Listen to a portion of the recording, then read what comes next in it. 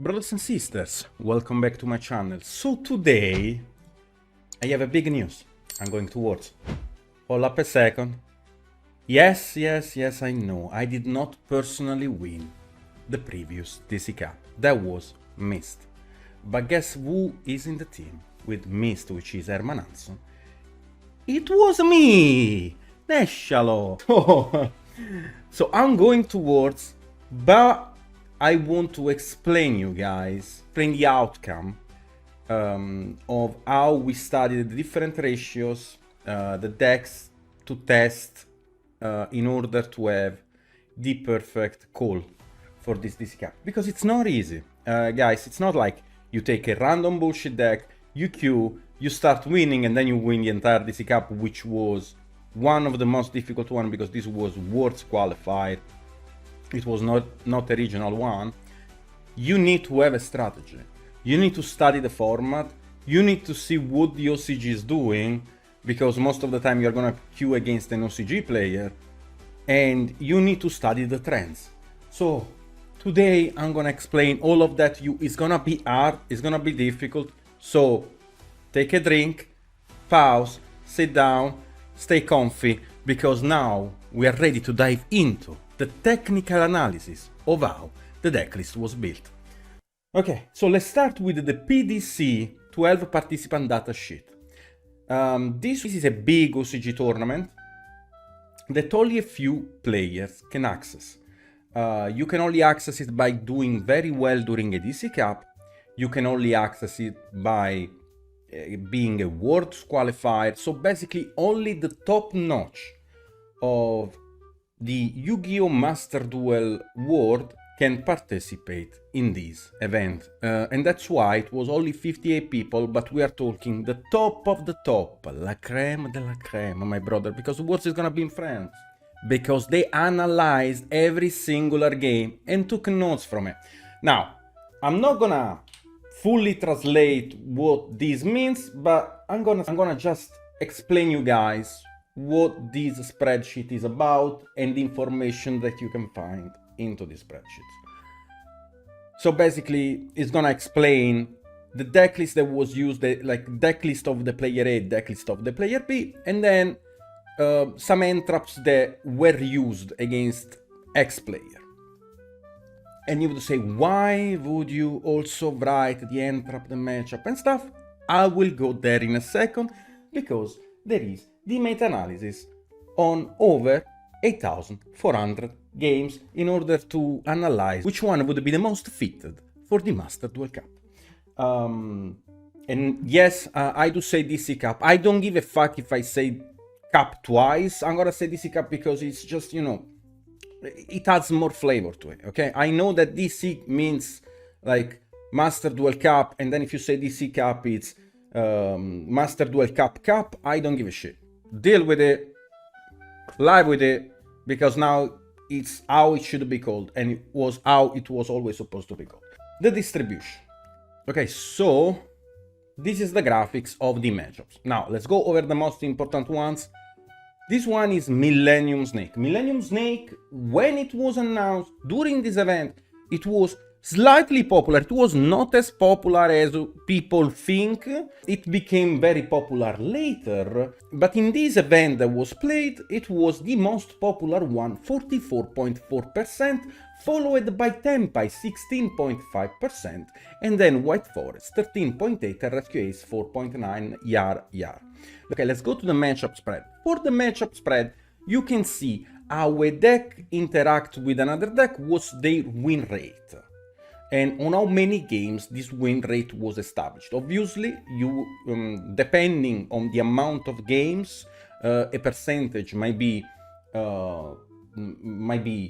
correct in the sense that you might actually take in consideration the percentage because it's a lot of games, or you might just not taking in consideration and go to the next deck and see on how many games a certain deck performs better, and then you can decide from there which one is the best one and the most fit for the DC Cup. And that's basically what I did with my teammates. Went through the data of this event and analyzed every possible thing, and we took only we took only the data that had enough played games to be taken seriously. Obviously, not every data that will be displayed in this video or explanation will have the numbers to back it up. Some of them, they do actually have the numbers to back up a specific theory, and that's why I'm here making the video, in order to explain you how we came to the conclusion of a very peculiar ratio in a deck such as Millennium Snake Eye, and why we chose Snake Eye Millennium as the pick, or the main pick for this DC Cup. In this spreadsheet we can see the matchup spread and the win rate of each deck against other decks. As you guys can see, there is Snake Eye that has a 63% win rate against White Forest, 66 win, 39 losses. Now we are talking over like 100 games, and over 100 games, that seems good math to me. It seems like something that I really want to take in consideration, because yes, you're gonna play what, 600 games during the DC Cup, 500 games. I mean 600 if you are very fast, I'm not very fast. If you are Flash, you can play 600 games. I'm not. I play like 400, 450, you know. I stay cheap. But like one fourth of a DC Cup is basically here. And you're not gonna play 105 games against White Forest. And only the fact that you have 63%, I don't wanna say it's like mathematically correct that's gonna be 63%, but it's very close to be actually this math for the matchup of White Forest against Snake Eye Millennium. Tenpai, Snake Eye has 42% win rate against Tenpai. Again, on almost 100 games, 42% is also a math to take actually in consideration. And if I see this sort of math, I'm thinking, okay, now I have to make my Tenpai matchup better, because if I have 63 against White Forest, I have to see the flex spot that made them matchup 63, or if it's just by engine. And then I have to analyze the matchup against Tenpai and need to see if my deck has enough counters against Tenpai, if it can interact against Tenpai, if it was like a problem of technical plays.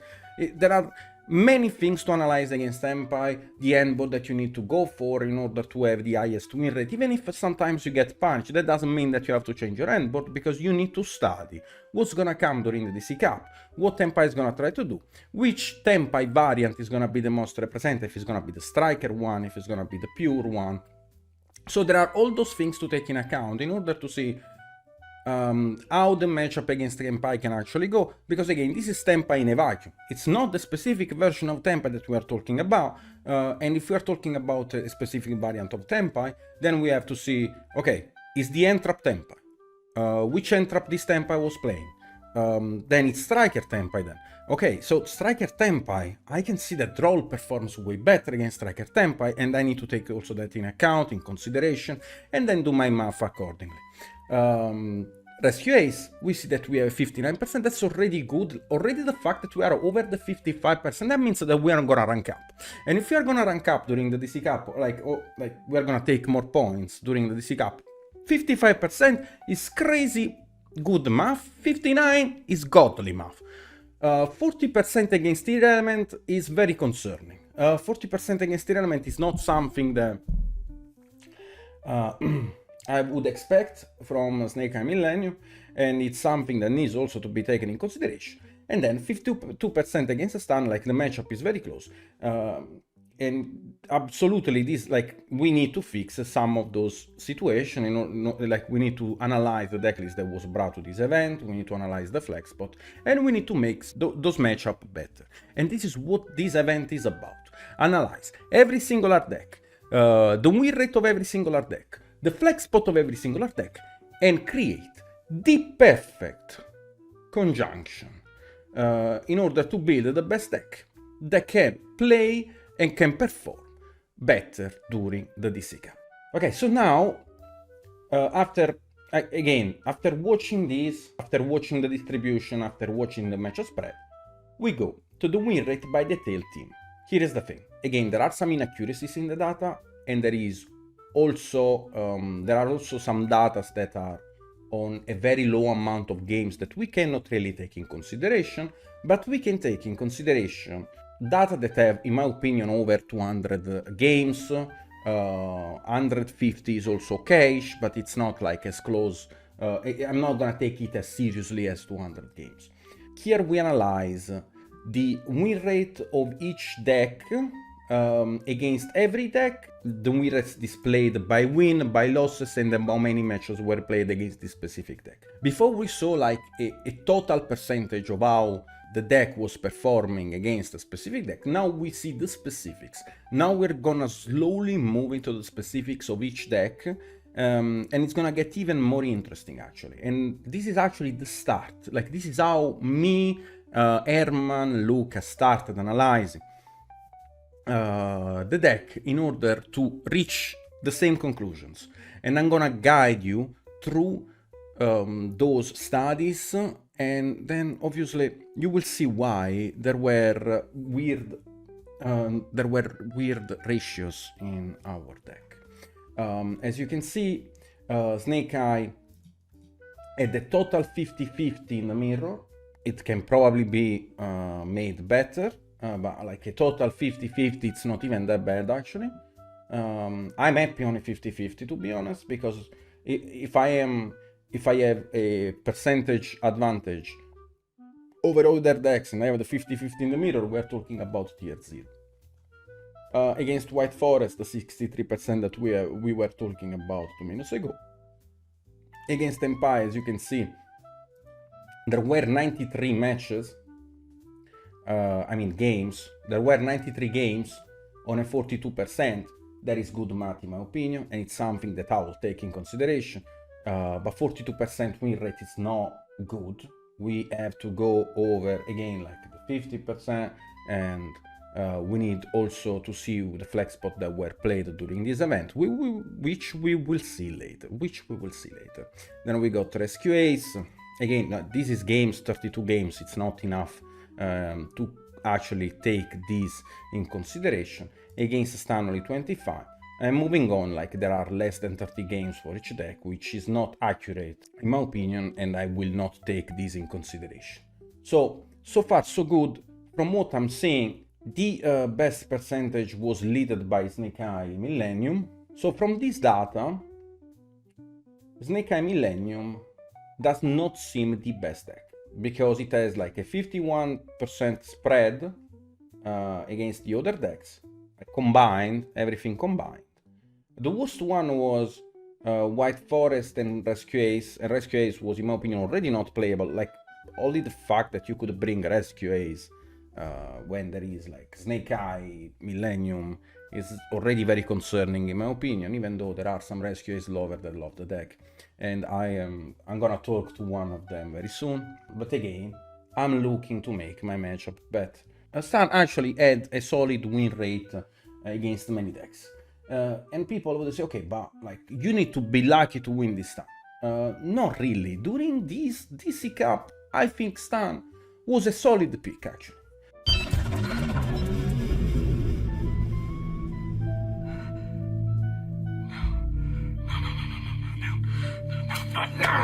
Was actually one of the most solid ones.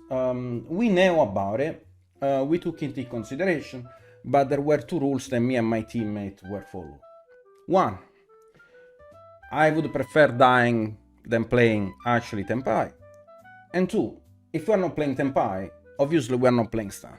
So those were the 2 rules that me and my teammate established. And if White Forest was not the pick because the matchup spread was very bad, logically we moved to Millennium. There were other decks that we could talk about, such as Blue Eyes. Blue Eyes was not horrible. Blue Eyes was not horrible at all, like, but it had again, like the win rate was a 50-50. Can you really bring a deck that has only a win rate of 50-50? And there were also some matchups that were, in my opinion, very important, such as Snake Eye. 9 losses against Snake Eye is something that I will take definitely in consideration on account of 30 games.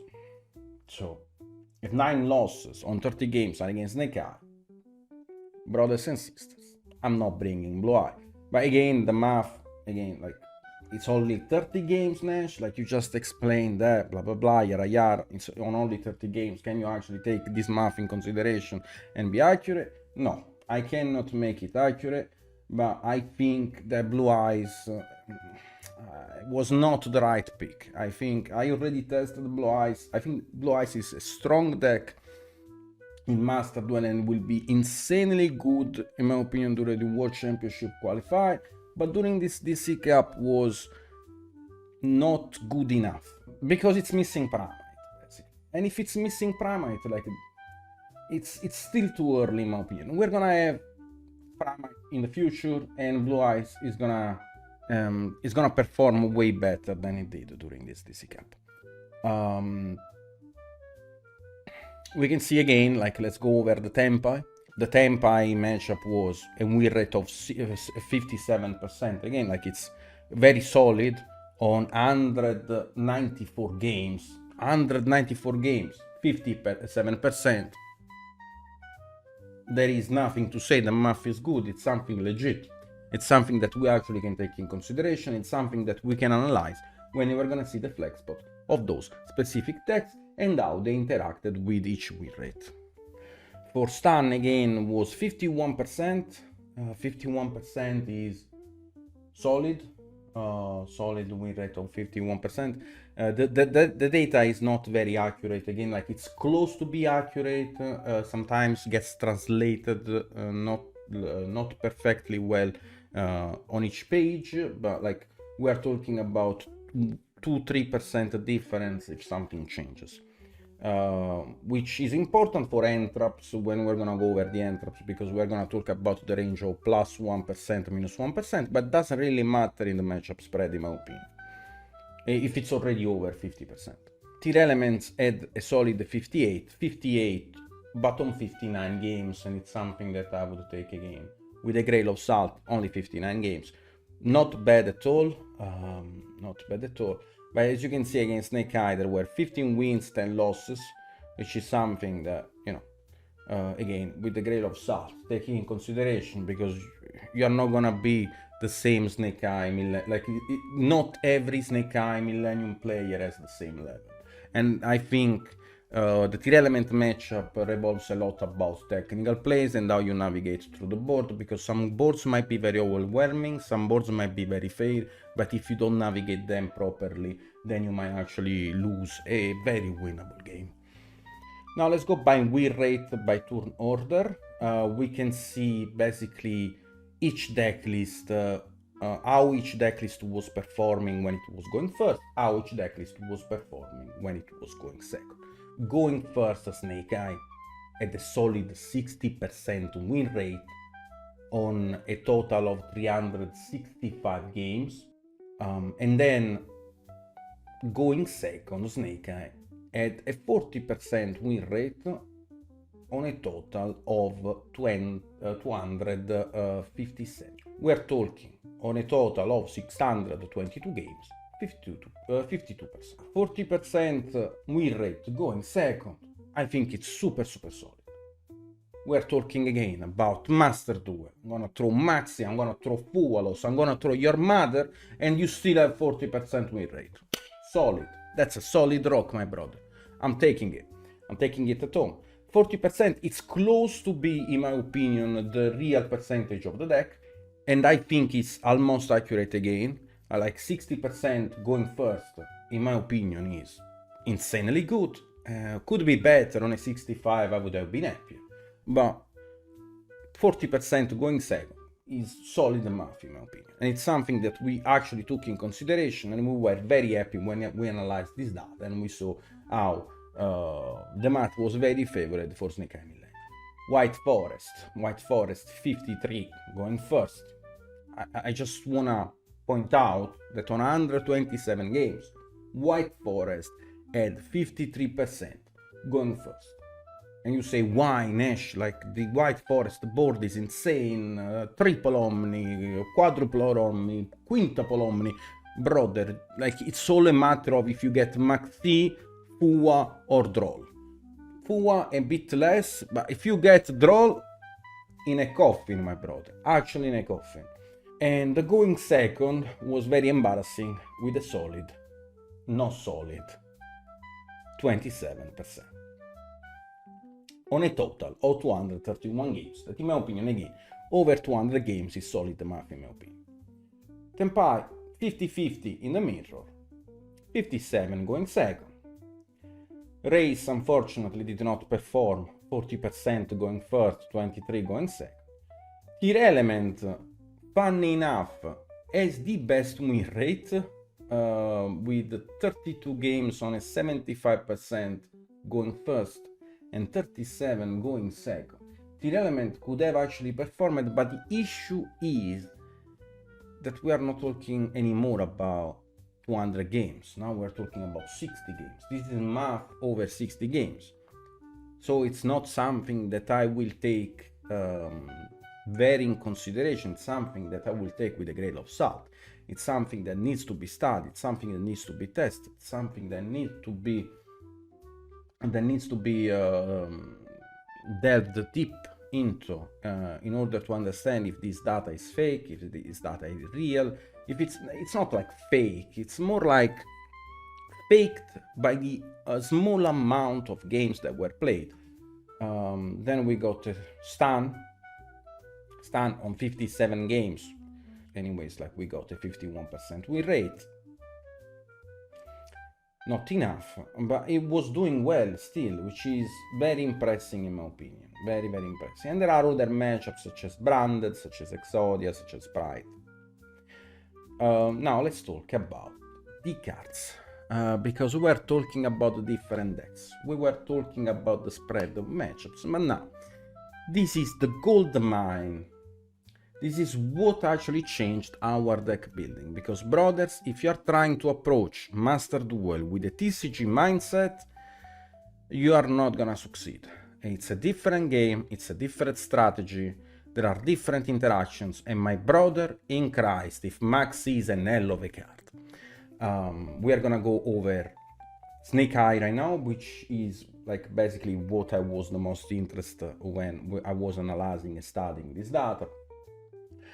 We can see that the Diabellstar, the Black Witch, if you are playing only one copy on a total of, like, one copy of Diabellstar on a total of 95 games, the win rate dropped to -7%. Okay, and now someone would say, -7%, okay?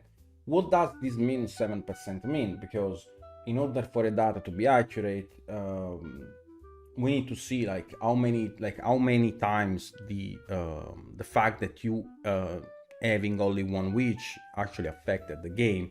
Well, I would say it's more about the amount of starters that decreased, which means that the deck was breaking most likely, and also could be interrupted by like a standard impermanence or a Veiler or a Beatrice, and then you have no more pushes. Because again, when you go for a standard Millennium line, or when you go for a Finsmith line, everything gets bridged by Beatrice, which is basically the choke point of the entire combo.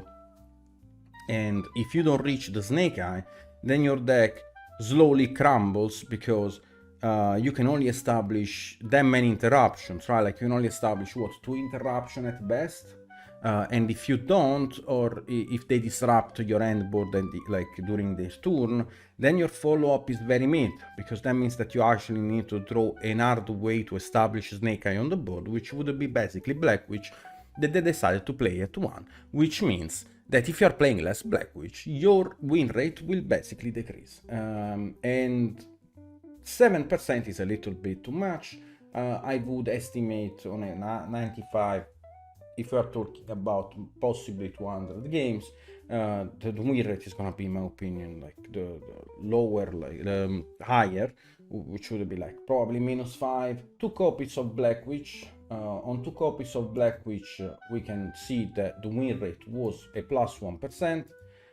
This is something that was very interesting, in my opinion, because even 3 Black Witch had a +1% win rate on, again, 240 more games, which is something that I will definitely take in consideration this month.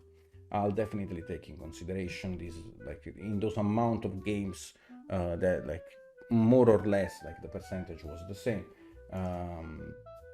It did not really change for, like, 1 copy, 2 copy, obviously should not be -7%. because here we're talking about 200 games, here talking about like 95 games. But it's definitely, in my opinion, incorrect to play one witch, and we were actually deciding if playing one, like if we're playing like 2 or 3 witches, because someone would say, okay, why would you play only one witch? Well, it's very easy to explain, because every time you commit witch, you have to go -1. You have to commit, like you have to send a card from the board, or you have to send a card from your end. Usually send a card from your end is the best, it's the best choice, and it's something that you will probably do if you want to play around an entrap, because having a monster in the spell entrap zone is very beneficial for your combo. Usually if you have the temple of the millennium on the board, you send that, or you can keep it on the board just to have a free send of original.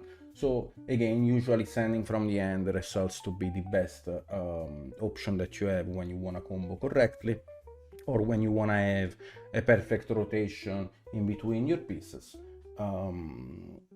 And that's why it was problematic at the start to decide if we were gonna play 2 or 3 witches, but I think we went for 3 because we realized how strong is actually having an hard Snake Eye rotation during the combo, because it really doesn't matter how many times my opponent can disrupt me, because if I get to special summon a Snake Eye Ash and my opponent Veilasi, then later on I'm gonna have a Prince that can bring it back. But it's not only that, it's the fact that I can establish other interruption before actually going for the princess line, which was, in my opinion, the selling point of why then we decided to go for the Abella Star, the Black Witch at 3. For the Millennium Golem, we tested actually different ones, like different odds. We tested the 1 Millennium Golem that results in -3%, which in my opinion is crazy because it's only on 49 games. 2 Golem, which then was decided by actually the OCG players that 2 Golem was correct, which I actually don't disagree with. And then 3 Golem that resulted a little bit too much because you were opening multiple Millennium cards, and multiple Millennium cards don't really do anything more than actually one piece. Or under entrap, like they results to have the same choke point and stuff like that. So basically what happened during the run with Herman Hansson, we were like, okay, so if the Golem is correct, because plays better around Drole, if 3 Sun Engine is the best push, then like, and 3 Witch is mandatory, like we were talking about how redundant some hands felt, because it was like opening multiple Millennium, opening like the fact that Witch was getting special summoned was neg in a lot of situations. So we were like, okay, let's discuss this out. First of all, what's the first issue? The fact that we have too many Millenniums and some hands feel very redundant. Okay, we can fix it. What's basically Millennium Golem? Millennium Golem is a 1.5. What's a 1.5 combo? Millennium Golem is a 1.5 because you special Golem, you add Temple, activate Temple, place a monster from the end. And then from there, place Sun Engine, special Sun Engine add Sun Engine, scale Sun Engine, summon Rankete, and from there, if you have 3 monsters, you have full Finsmith combo into a Beatrice line. So basically Golem is a 1.5, but there is another card that's also a 1.5 that many people were not taking in consideration, or they tried it and didn't perform very well, and it was Kashtira Unicorn. Now, Kashtira Unicorn, it is a 1.5 that solves the 2 issues that we were having. First of all, the commitment of Diabella Star, the Black Witch, because by special summoning Unicorn, if I open it with Witch, I can just add Birth, activate Birth, and then I can normal Witch using Birth effect. But that was obviously not the selling point, because Birth is a brick. We would rather avoid not playing a brick such as a Birth, but that was, in my opinion, a good point. And the second one is the fact that we can randomize opening. Randomize opening in the sense that we are not gonna open multiple pieces of Millennium, but if instead of the second Golem we are opening a Unicorn, we have 2 extra pushes. And that's why it was, in my opinion, then the best choice that we did during this Master Duel run. Photon Lord against Zombie Vampire. Photon Lord against Zombie Vampire was tough, because in my opinion, in a vacuum, it's better Zombie Vampire. Why? Because the Photon Lord line loses to Infinite Impermanence. The fact that you lose to Infinite Impermanence, in my opinion, was the selling point for Zombie Vampire. But Zombie Vampire is not correct in a vacuum. If you want to play technically correct, you should play Photon Lord. Why?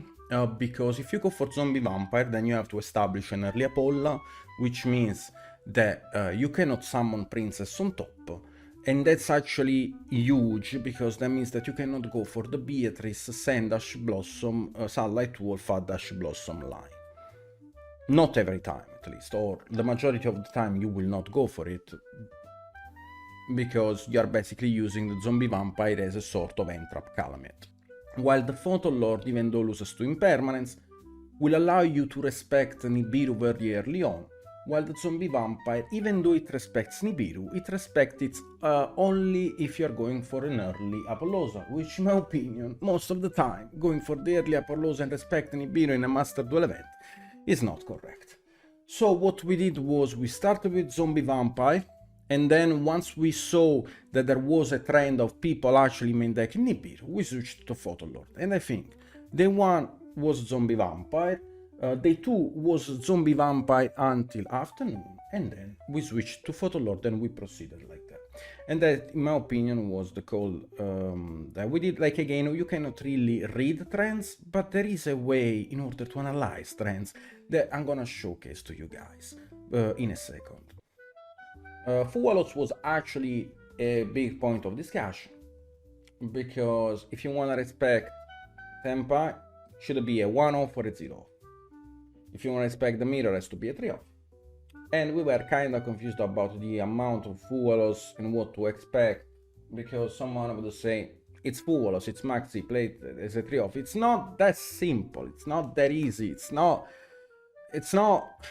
guys, it's not that simple. I wish it was that simple, but it's really not that simple. So, again, we saw that in 174 games that it was like a plus 1%, which was solid. And then we got a plus 8 on 98 games, which is not something, obviously, that it's not something that I'm gonna take it as a real data. I'm gonna take it again with a grain of salt, but it's something that, like, shake something, you know, shake something here. So plus 8, okay, let's estimate plus 5 on 300 games. That's good enough. And then on 200 games, again, it had like a 52% win rate. And I think at that point we were like, okay, if the win rate is very similar, okay, in between playing 2 or playing 3, because this is definitely not gonna be 60%. So let's estimate that they have the same win rate on 200 games, which I would assume so. Then we should play 2. That's it. If the win rate is the same, I'm playing 2, because I need to respect more Tempa, which has the best matchup spread right now. And that's basically what we did. Effect Veiler, in my opinion, was already very bad in my book. And these, was like, it was already very bad in my book. But I wanted to see how it was performing in Snake Eye, like, with the different copies. -1 on 179, -1% with 0 copy of Veiler. But again, like, did you play against a deck that was actually losing to Veiler? Like, you having Veiler would have changed the match? We don't know. We are not able to tell that. Like, we are not able to say that. We are not able to verify that. We can only see how many games a specific deck without any Veiler in the deck lost, and how was his win rate. So this is kind of a fake data, I would say, for Effect Veiler itself, because Effect Veiler, like, while I could see it for Fuwalos, because Fuwalos impacts many decks, Effect Veiler does not. Like, you using Effect Veiler against a White Forest, It's not gonna win you the game.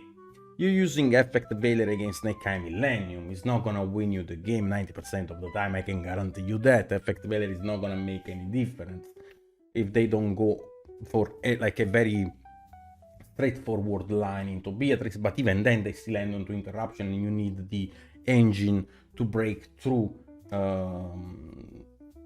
through a possible Apollo that they are gonna establish, and it might be an Apollo, Phoenix. Can be also an SP, an SP Desirae, but again, like it's really not that simple. It's really not that simple. You have only one entrap to stop them, and they're still ending on 2 interruption. It's really not that simple. And Effect Veiler was, in my opinion, like the worst one against the Mirror, the worst one against White Forest. Again, against obviously Stun, it's useless. It was performing only against very fair decks, in my opinion. But against very fair decks, our engine was so unfair that was able to push through. Infinite Impermanence, that in my opinion was actually one of the better one in terms of entraps that you could actually use, because even if you draw it on top deck, you can stop a possible Apollo in the Mirror. It's not that bad. I would say it's weird against Empire with the Feather Duster, Heavy Storm cards, that they are like the two back row removal that they are playing in the main deck, and also with the Droplet, because they can just chain Droplet and negate your board and you wasted an impermanence. But it was not that bad, in my opinion, like theorizing over impermanence, even though again I didn't really like the card. Like in my opinion, effect negation, the targets such as Effect Veiler and Infinite Impermanence were not doing enough, because they were not really interacting with the grind of the Finsmith engine. They were just stopping a line of play, and if they had an extend that they could push through easily, and you just wasted the card. Like, it was not a guaranteed stop, if that makes sense, because Finsmith baits so much that if you actually have an hard Snake Eye, or you actually have an hard White Forest, it becomes suddenly impossible to beat you with just Impermanence or Veil. And even if you have both against a matchup such as White Forest, you probably are still not winning.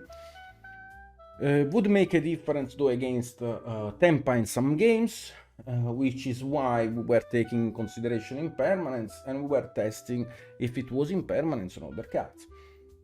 There were also another issue with Impermanence, is the fact that if I was getting Maxi and I had to pass, I would probably die if I set Impermanence, or if I had Impermanence in hand.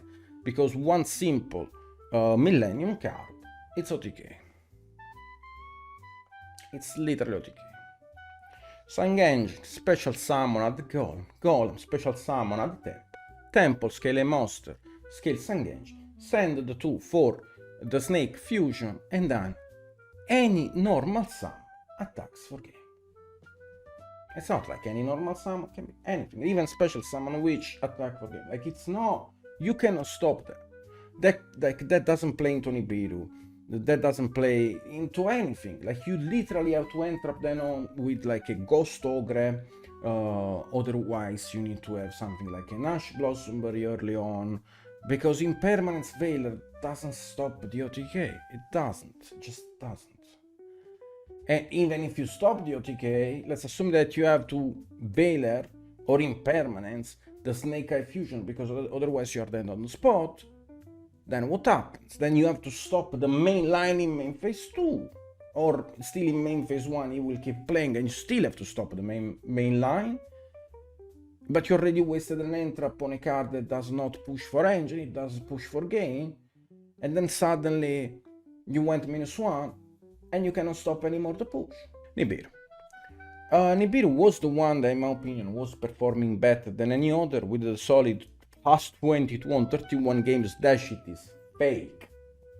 Dash it is fake. I don't care what anyone says. This has to be fake at plus 22. This guy had to be the most lucky person in the world, but in my opinion was a plus / percentage, and It was something that we tested later on, and it was performing godly. People were just disrespecting Nibiru. Gostogre was the one that actually I was the most curious about.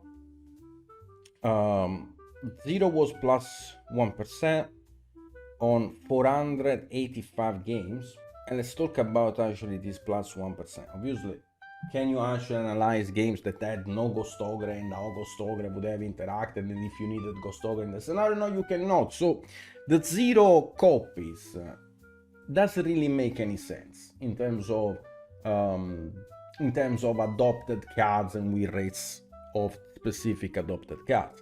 The zero copies doesn't really make any sense. It's not real math. But we can see that in the one copy of Gostogre with 55 games minus 14%, that is also fake, because then we got a plus 4 on the same game, like on almost the same amount of games, and a plus 4%. Now here there is something that we can take from here, from the two copies, and I was actually thinking about, like, what if we play one copy of Gostogre? What if we play two copies of Gostogre? Because Ogre was very good against Deception, was very good against Millennium, but that's it actually. Like, it doesn't really do anything else, right? Like, Ogre against the field spell of Tempa is also good, but again, those are very situational pushes, because, okay, what if they don't open Millennium and they open just Finsmith? Then you have to use Ogre in a different way, which might not be as good as just having an hard stopper, such as an Impermanence or a Veil. And it was something that I was like, okay, we will take this in consideration, we will test the Gostogre, and we will see how it performs, because the data here is too fake to analyze. And we'll see what's up later on. For triple tactical talent, the win rate percentage on 0 was minus 1%, on one copy was plus 3, on two copy was plus 4, on 77 and 81 games. So we can see that there is an increasing in terms of percentage by playing more copying of talent, but we also have to see the redundancy of the game. Many OCG players that I was able to interact with say that having one copy of talent is almost always correct in your deck, because whenever you draw it, it's always good, and if you go talent draw, you don't need to draw the second copies. That on one game might not impact your win rate, but on 400, 500 games is gonna impact your win rate if you draw another copy of talent, and you don't wanna risk that. And that's why you will see that many OCG players during this tournament were playing 1 off of an end trap, 2 off of an end trap, randomly, only for the most important one they would play 3 offs, but it's usually 1 off or 2 off, because on many games you cannot risk to draw a copy of a card. Obviously you will not apply this logic with Ash Blossom, because Ash Blossom is crazy good, but you will apply this logic with Nibiru. Many players played only one Nibiru, or many players played only one talent, because they cannot risk to draw a second copy, because they might actually lose if they draw the second copy.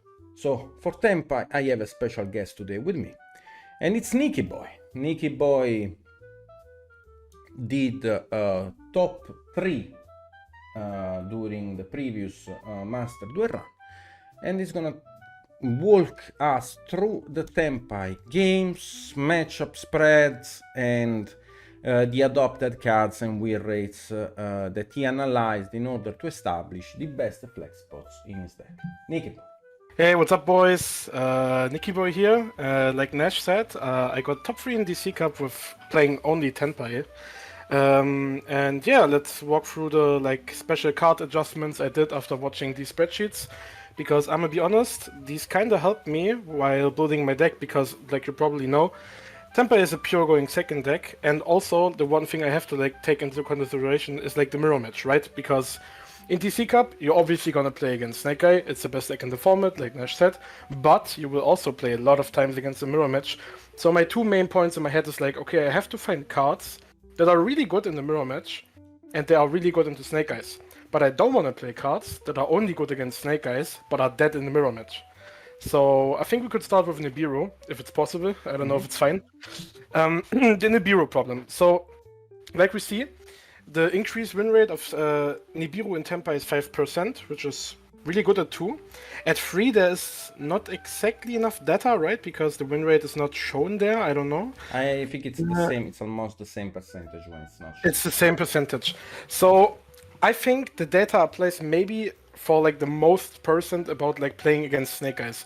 Like Nash said, Nibiru performed insanely well at day 3 and day 2 because people just said, okay, like let's don't care about Nibiru, let's just like go full combo every game, let's hope they don't have it. I get that point, but my decision, like Nash is going to show you my deck list in a bit. I played only one Nibiru because just of the fact, like in the mirror match, this card is dead. You will never want to draw them, especially in the Temper mirror match in Master Duel. You have like one Kaiman, Kaimans, sorry. You have 2 Kaimans, you have 1 Field Spell, you have 1 Chandra, so the engine is already pretty hardly hit, so you're gonna brick more often. And in the mirror match, it's very hard dependent on how much alive cards do you have in your hand. If you draw 2 Nibirus, the mirror match is probably over. Like, you need your opponent to break to win this game. So Nibiru was a choice to play at 1, because if I open it with another hand trap, because in Temper I'm gonna play free Veiler, free Impem. If I open Impem plus Nibiru, or Veiler plus Nibiru, it's pretty good. If I only draw Nibiru, like as my only hand trap, it didn't felt as strong, I'm gonna be honest. But I think 1 Nibiru was fine. If people play 2, I would still say I agree with that, it's okay. But I think more than 2 was not on my watch, I'm gonna be honest. But a lot of people, like you see in total matches, 152 matches. So in the test rooms in Korea, or like in the OCG like area, they played a lot of 3 of Nibirus. That's crazy, because I was never considering 3 Nibirus. They just did it for testing purposes. Like, you can see that this is kind of experimental tournament in which like they try different ratios. Like 1 bell, 2 bell, 3 bell, 1 Nibiru, 2 Nibiru, 3 Nibiru, 1 Thanos, 0 Thanos, 3 Thanos. Because even though they think it's incorrect, they are still gonna test the data in order to back it up with actual factual empirical data. Yes. So we're probably like just there to test it. And that's totally fine, because you have to test it. That makes sense. You have to test every card into every meta, into every matchup. You have to test that. Yeah. And that's the good thing about this testing room. That's the great thing about this testing room. What in my opinion was very interesting when I was analyzing the Tempai data was the amount of Bestials and the Heavy Storm RP Feather Duster math. Could you walk us through the bestial, the amount of Bestials and the amount of like board breakers in terms of spell and trap removals, and why like you would play them, why you would not play them? What was your general thoughts on it? Okay, Bestials are kind of 50-50 in my opinion. So hear me out. I think Bestials are like in general good cards, because they are like giving you always buddies. Yeah. Which in Tempai is like really needed, because in some games you don't draw engine. You don't draw engine, you Nibiru your opponent, you hit him with another Bestial, but you don't have a Tempai card, so you probably can't kill them. What's very important in these like clunky game states is that you have somehow a bridge to go into Hita, right? Yeah. You have to go into Hita Crash to get like your 1 push with Genroku, and for that you need the Bestials. But like I already said, I guess the Bestials are crazy good against White Forest. They are pretty good against Snake Eye Fiendsmith, because they always go into the Fiendsmith lines. You can hit an Engraver, you can hit like a Shuffleback, you can hit a lot of things, right? But like I said before, in the mirror match, it's a different scenario, because in the mirror match, they are 80% dead, and if they are not dead, they are just like buddies. And just buddies is not enough in the mirror match. So I think I saw a lot of people playing 3 or 4 Bestials. Like in the testing room, you see they even tried 5 Bestials, but I would say this data is not right. It's like fake data, because it's like only like 11 games. Yeah, that is for sure fake data. Like I would consider more like the 85, that's +1, or even 70 if you really want to be generous on a plus. And Yes. So like 3 to 4 Bestials, what I say is like the main thing they tried out. And I mean, +1%, +2% is fine. That's also like maybe dependent on like how much did they play the mirror match in this testing room, because I think they played mostly against Snake Eyes, I would say, because I mean everyone knew that the Snake Eye Millennium Fiendsmith is probably the best deck in the format. So like the OCG probably wanted to try out this deck. And against this deck, it's fine. It's a fine call. But I was sure, because after I played the first DC Cup that I played like last time, where I got 30th place, it was a different meta, right? But like still a lot of Tenpai mirror matches, a lot of Tenpai players. And oh my Jesus, it's not fun to go like mirror match like every game, like 4 games in a row, mirror, lose coin, you go first. It's unplayable. And if my hand consists of like Nibiru, Baldrake, Druid Swarm, the game is over. I cannot play the game. So that's the reason why I decided to like minimize the Bestials to only one. I played only one Bestial. Obviously Magnemut, right? Because Magnemut is an engine card, so you have to play it because it's one more engine. And if I would play another Bestial, it's probably like Baldrake or Drury, because maybe it can pair up with a Nibiru. Maybe like a Baldrake can come up with Phantasmate that we're probably gonna like run over.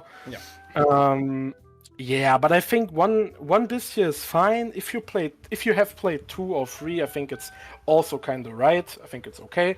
It's always a choice. So I wouldn't say like your Tenpai deck is bad because you played like 2 Bestials, 3 Bestials. But I think everything above 3 Bestials is kind of fake in my opinion, because you're gonna lose the mirror match. I'm gonna be honest. You probably will lose the mirror match, and that feels bad because that's the one matchup where it's coin dependent. In every other matchup, if I play against Snake Eye, if I lose coin, okay, whatever. If I lose coin against White Forest, okay, whatever, that's the plan, right? But if I lose the coin against Tenpai, I have a big problem. So that's the reasoning behind this. And for Divi Storm, RP Feather Duster, in my opinion, was interesting. The fact, like the percentage that was a plus 2% with like without playing any of those, and then it was almost the same map with playing those. What do you think about those? So I talk first about the Snake Eye matchup and then the mirror match, because I think these are the 2 like important things. I would also consider White Forest in this argument now, because let me talk about White Forest. So if White Forest goes full combo, the game is probably over. Like the game is 90% over, except you draw the specific combination of Board Breaker for Spell Trap Zone plus Droplet. If you draw these combinations and like a kind of good engine hand, you can still win the game. Against Snake Eyes, I'm gonna be honest, against Snake Eyes, I don't think these breakers are good. I don't think they are really good. Like Harpy Feather Duster and Heavy Storm. I mean, sure, they hit the back row, but the important things of the Snake Eye cards are in the monster zone, right? So these cards does nothing against the Snake Eye deck. Maybe like a set Imperm or like a set Called By or whatever. You but like also Desiree, right? Because Desiree is you can. Yeah, you can bait Desiree, but like if I deal with the Desiree, okay, cool. But like the Snake Eye deck has like 5 to 6 different interactions. Yeah. So that's the point behind the Tenpai deck. You play 20 non-engine to stop your opponent from getting to that like tier 0 board. And if your opponent goes to tier 0 board, you probably lose the game anyways, except you draw Droplet. So yeah, but now the different argument is 2 things. Mirror match. The problem with the mirror matches in the last DC Cup, I don't know if you guys played that, but the meta in the last DC Cup in the Tenpai mirror match was a bit different, because in the last DC Cup you always went for seals. You played your hand normally, you summon Pydraw, you get the field spell, you search your body, you summon Jinroku, if you don't get Max Seed, obviously. And you summon seals, you set 2 cards, and you pass, you're Gucci. You're good to go, you have a nice setup, you can go with that. The meta in this DC Cup was kind of different, because Tenpai player in the mirror match, for example, if I win the coin, I let my opponent start, they most likely pass. They do nothing. Why would they set an Imperm? It's not good, because I can just board break it. Why would they play into Fuvalos or Maxi? It's also not good, because these cards could be dead in my turn when I try to push with my hand, right? So, in the mirror match, these cards were also kind of dead, because your opponent starts, he goes first, he does nothing, and you draw these board breakers, and they're also dead. So, I get the point of like cutting these completely, but there's one big problem, like Nesh said, it's trends in DC Cup, and when you analyze like the trends and like what decks are like popular in the DC Cup, you see that stun is a big problem. Stun is a gigantic problem. Stun is annoying. Stun is like Nash said, really like it has 100% win rate. 100% win rate is a lot. Yes, it's insanely lot, and it's a crazy good pick. I mean, I hate the deck, yes, but like DC Cup is not about what I hate or what I love. It's about going to fucking Worlds. So like, I'm sorry to tell you that, but like, if my opponent plays stun, he made a good meta call. He made a good call. It's very good against Tenpai. You only go first. If you go first against Snake Eye, it's a pretty good deck, and like going first, right? It's stun. So cutting the board breakers completely was not a choice in my opinion, because there's always like the fear. You don't know what your match is against, right? Like if you queue up, you don't know what hits you. Like if you get hit by a normal summon Pachi set 4 and you don't have a break on your deck, the game's over. Like you cannot push through that. Yeah. So I think the like cutting everything completely is kind of not possible if you watch trends. Like if you see, okay, stun is very popular, it's not a right choice to cut it. But if you see, for example, okay, no one is playing stun, stun is a terrible pick. Like maybe they've limited some cards, for example, then you could cut it completely. But I think playing 2 breakers is fine. Playing 4 breakers, I would not do that.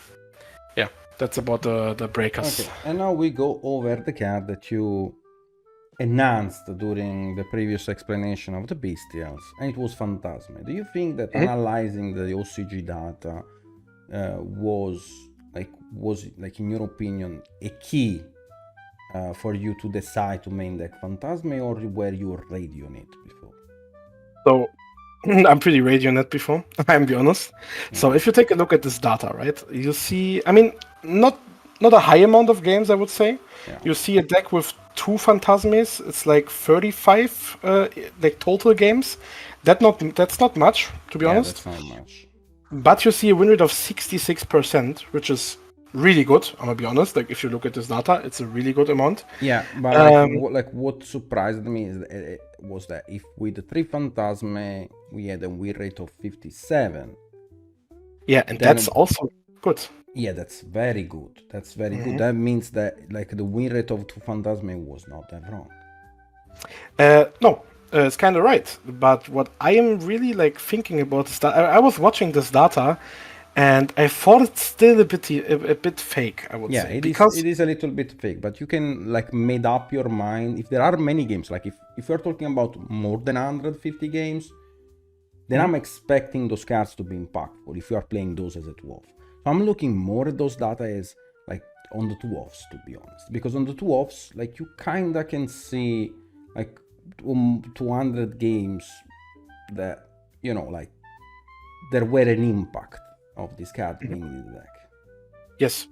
Yes, I think this card is like if people argue with me over this card, because I hate that card. I'm gonna be honest, I'm a bit biased maybe. I hate that card.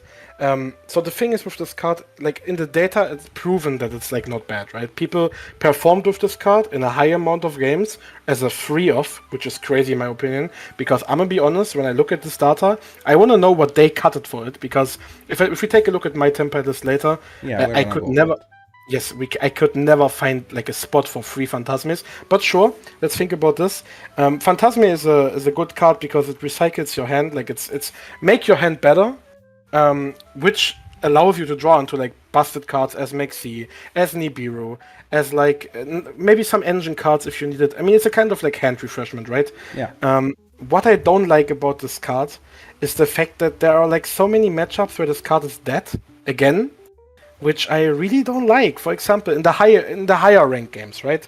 If you go over 50, over 60k, like I said, you're gonna play against stun. You're gonna play against the branded OCG like players, you know? You're gonna play against like the mirror match. So there are a lot of like type of decks where this card is again dead. I hate these cards. I hate cards where I know, okay, it's this certain matchup, this is dead. I hate that. But in the matchups where this card is good, it is really good, right? Yeah. So I think playing the like it said, the Thanos Dragon, if you want to play the Thanos Dragon, the Phantasme, you probably should watch trends. Like if you see that these decks where the card is not good against, like they are not played, you can put in 3 Phantasmes, you can roll with that, the card is fine. Yeah. I think the card has And like... also because tournaments like these are gonna actually establish trends. Like if you are an OCG player and you know about this tournament, you're gonna pick this up.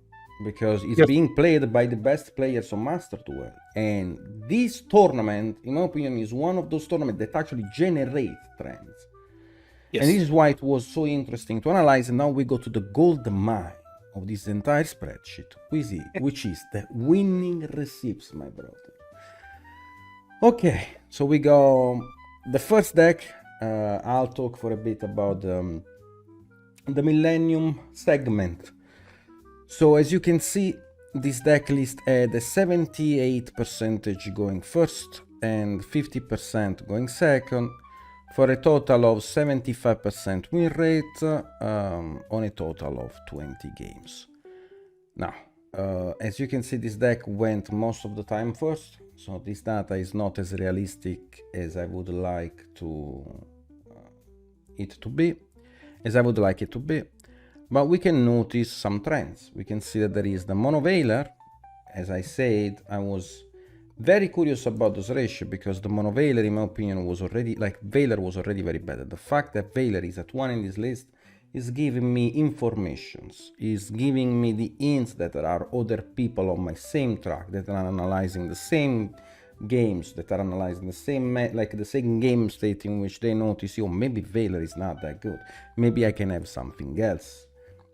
The mono nib, which we saw like being impactful in some games, the mono Fualos in order to make the Tenpai matchup better, the mono talent, because for OCG player they always say that it's not bad at all, it's always good when you draw it, when you don't draw it, it's always good basically. This card being in your deck is not gonna change too much. And then we got 3 impermanents. So we noticed something. We noticed that the 3 draw are mandatory. So we are on 3 draw that have to be mandatory. The 2 maxi obviously are mandatory. The 3 ash that are mandatory. And then we got, in my opinion, at least the mono nib and the mono talent are mandatory. And the mono Fua is mandatory. And now we need to see what about these impermanents right here that I was very confused about, because if Veiler can be at 1 just for crossout, I have to see how much Veiler impacts my deck. If Veiler does not impact my deck at all, this card might be like as well as 0 in my opinion. I don't really care. Like, how many games am I gonna lose cause of Veiler? I'm gonna analyze those situations out, and then how many games I'm gonna draw cross out in order to counter my opponent Veiler. And this math is kind of fake in my opinion. If you think about it, it should be very rare as a situation to happen. And that's why I was like, okay, and like if I draw Veiler, like if my opponent draws Veiler, and I have 2 pushes, and I have crossout, and my opponent Veilers me, am I gonna use this crossout on Veiler? My answer was 99% of the time no. And I was like, okay, then let's cut the Veiler. So that means that this card can be cut in my opinion. But the 3 draw, the 3 ashes, and the 2 maxi, at least the mono Fua, were something that were always gonna be present with the 1 talent and 1 nib, for sure. At least like this is like those flex spots are the one that I'm looking for. So it's 3, 5, 8, 9, 10, 11. So those 11 cards, I mean obviously, so those 14 cards are always gonna be in my deck, and I need to see if I need to add other cards such as an impermanent, such as a Veiler, in order to pair better my crossout. But I was gonna always use it on an Ash Blossom or on a Maxi most of the time, so that was my take on that, or on any Nibiru, to be honest.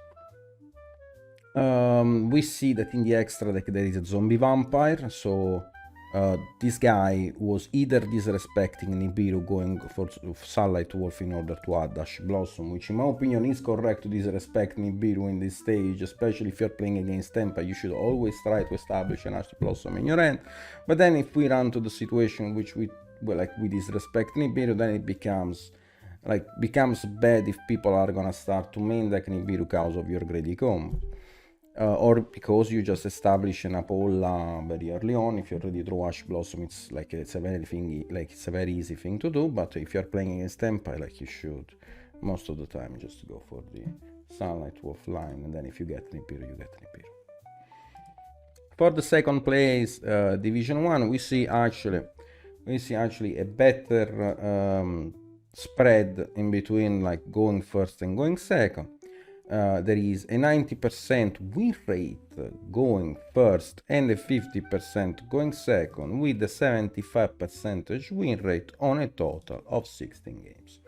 Now, this was, in my opinion, what actually sold me more on the 2 nib and the 2 talent. I was like, look at this motherfucker. He's going 2 nib, double talent, and then the 3 ashes again with the Fua, the draw, the max D.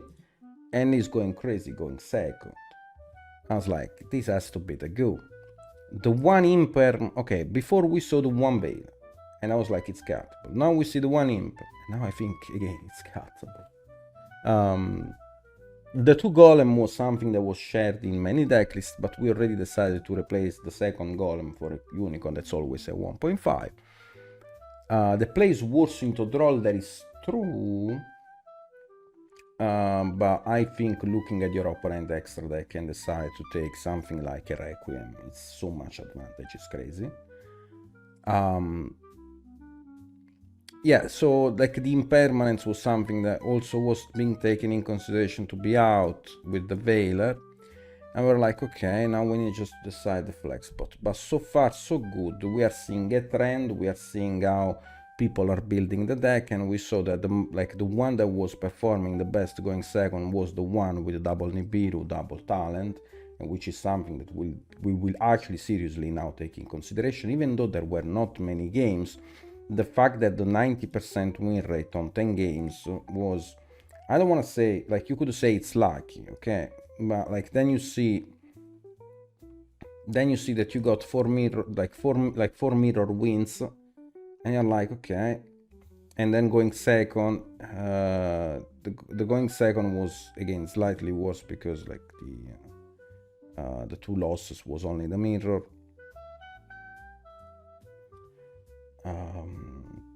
And then like the wins were against Branded, against White Forest, against Race, which is in my opinion crazy, by the way, because like the only deck that you should not lose going second, which is crazy in my opinion, because the only deck that you should actually lose when you go second are decks like Race, White Forest, and Brand. Those are hard going first deck that should actually destroy you, but it didn't, which is like felt weird in my opinion, because those are cards that even Talent or Nibiru don't really work. So like even like by analyzing this data, we felt like, okay, like the 2 talent and the 2 nib are very interesting, but we cannot analyze this player, because this player won going second in possible games, and then is winning going first like 90%. So those end traps, because cards like Nibiru, like if you make your board and you are backed up by Nibiru, or even if you get Maxi and an AP in the mirror and you are backed up by Nibiru, it's crazy good. That is game on the spot. So we were thinking about those things. We were like, okay, if we get full loss and we have to end on an AP and it's a mirror, then Nibiru is crazy. If we are going second, our opponent is respecting Nibiru because it's a zombie vampire, then Nibiru is crazy. So Nibiru has to be good. But we cannot play 3 Nibiru because again we are Master Duel, Master Duel meta trend format, blah blah blah, yada yada. You cannot really play 3 off of a card that's not reliable against every matchup, because otherwise it's gonna affect consistently your win rate, so you have to go for the 2 off. Third division, we are talking about Tenpai. Okay, yeah, like we see the third place in Division 1 is the Tenpai in general, with a list which I kind of agree on with like 90%. Okay, so the important things in the Tenpai deck are also like most of the time the hand trap lineup, right? You're gonna look at the hand trap lineup and you see 3 Veiler, which is mandatory. You see 3 Imperm, which is mandatory. You see 5 Maxi cards, so like 2 Maxi, 3 Fubalos, which is mandatory. You see 3 Ash Blossoms, which is mandatory. So let's go to the spicy stuff here. We have 2 Ghost Ogres. I think Ghost Ogre was one of the best decisions I think I made in my DC Cup deck, which is to play 2. Maybe even 3 Ghost Ogres was also a good choice, because everyone was on like the Millennium cards, right? So it's like almost like a good hit against the best deck in the format. But also, it's a really good card against the mirror match, because not only you can hit the Sunken Summoning, which is a one-off, but you can hit like the Tenpai plays in the battle phase, which if a Maxi or a Fuvalos resolves in the mirror match, they're gonna give you draws, right? They're gonna go for the kill, you draw like 5 to 10 cards, and you need to draw hand traps that are activatable in the battle phase. So like you don't want to draw Veiler, you don't want to draw Nibiru, you don't want to draw Phantasme, you want to draw Bell, you want to draw Ghost Ogre, you want to draw Imperm. So like I think Ghost Ogre was one of the best hand traps. I really liked the DD Crow. I don't know DD Crow is insane. Yes. It's insane. DD Crow is insane. I played 3 DD Crows in the last DC Cup. I don't really know why I cut it. I think if you talk about my deck list later, I think I had like no space. I had like no space for my DD Crows. But I think DD Crow is insane in the mirror match. And like if you like know the Snake Eye matchup, if you know the Snake Eye lines, and you know exactly when to throw that DD Crow on that one specific card, I think it could be still match winning, right? So I think DD Crow was also literally the nail on the coffin. Like it's actually game changing. A DD Crow is game changing right now. So I think DD Crow was kind of overlooked by most of the players, I would say. Also, it didn't came up in the testing because on the last spreadsheet we saw there was like no mentioning of DD Crow, so people didn't even consider it, which is surprising. Like we see here, he plays only 1 Bell. I think 1 Bell is strange. He plays 3 Biscuits and 2 Phantasmes. I would have mainly tried to play like 2 Bells and like cut the Phantasmes down, but I see one big problem with this deck list. And that's the missing of the Forbidden Droplet. I think that's a OCG tech, I would say. I think like the data has proven that OCG players, they recently dropped. I think they were dropping the droplet because of the Snake Eye chase. Maybe. I think that, like the issue with the chase is the fact that droplet is always dead, and that's why like they were dropping the droplet. Yes, but I don't think that's like the correct part because I'm gonna be honest, before day 3 I did not see a single chase. I'm gonna be honest. Maybe it was just like my matchups, but I did not see a single chase until day 3. And also, like I said before, in the first 2 days, you're not going to play every game against like the tier 0 decks, right? Like the DC Cup is a long marathon. You're going to play against a lot of random decks that you don't expect, right? You see that the trends here of the best decks. These are clearly the best decks, but you're going to play against different decks. And a droplet is most of the time game winning, especially against decks that are not like meta, because droplet beats like every board. And also, if I don't play droplet and I draw only 1 hand trap, for example, against White Forest, I can scoop. The game is over. If I don't resolve Maxi, the game is over. I will never break that board. Especially with no droplet, I can never break a White Forest board. I can never break a Snake Eye board. So that's also like I don't know. I think playing no droplets is kind of bad in my opinion. And I think the guys that top the DC Cup, I think all of them played at least droplet as a 2-off. I played it as a 3-off. Because also the combination of drawing board breaker plus droplet against Snake Eyes is really good. Because if you start with a board breaker, you're forcing out the what's the name? The Severa, right? The trap? It's Severa, right? Yeah. So if you start with a board breaker, your opponent's going to use their Severa because they have to, or maybe they just accept it. And then you can hit them with a droplet, which is most likely game if they did not have like 2 interactions in the hand. Most of the time, if the combo resolves, they're going to add Ash Blossom, like Nash said before. But that's the reason why you play Goldsuck and Blaster, obviously. If you don't play Goldsuck and Blaster, you're trolling because your deck has literally 3 extenders. And in a 40-card deck, having 3 extenders, that's terrible. So you have to play the Blaster Brick, but it's mandatory because you need those extenders. So I think playing no droplets is wrong. On the matchup part, like we see this guy, he won 2 mirror matches. I don't know, he went first in the mirror matches, which is fine. I think he plays 1, 2, 3, 4, 5, 6 dead cards in the mirror match, which is okay-ish, I would say. He won them. Also, on the other matchup parts, he lost 4 games against Snake Eye, which is surprising because I think when we watch over like my results and stuff, I won, I think 58% of all matchups against Snake Eye. But he only won 2 games out of 6, which is surprisingly. Yeah. But on the other hand, you see he won against Tielemans a lot. He won against Rescuers, against White Forest. So I think Tempai as a pick was probably the second. Man, actually pure Rescuers. Like that deck should have. I mean, so it's my favorite deck, but if you bring this deck into the C Cup, you're trolling, I'm gonna be honest. Because like Snake Eye players don't want to play bricks, right? You talked about playing the birth is kind of bad because maybe you play a brick, that's like concerning. Rescuers has like this card, but like 6 of them. So why would you play this in DC Cup? That's not a good choice. You should never do this. So and also I think no one actually did play Rescuers in the DC Cup. I'm gonna be honest. I think I played against 1 in like 300 games. So this deck is not real. So if you ask me about like the total state of the Tempai deck, I think it was the second best pick in this DC. But I think this list is probably not the best pick because maybe my list was slightly better. We're gonna look at it. So yeah, I mean, I'm gonna be honest. I'm gonna be honest. If you watch like the full top 100, I think only like 5 to like 10 tempais topped, right? So it was not actually that much. Yeah, I can see that. Yeah. Okay, you want the badge from the best Tenpai player? Okay, I'll give it to you.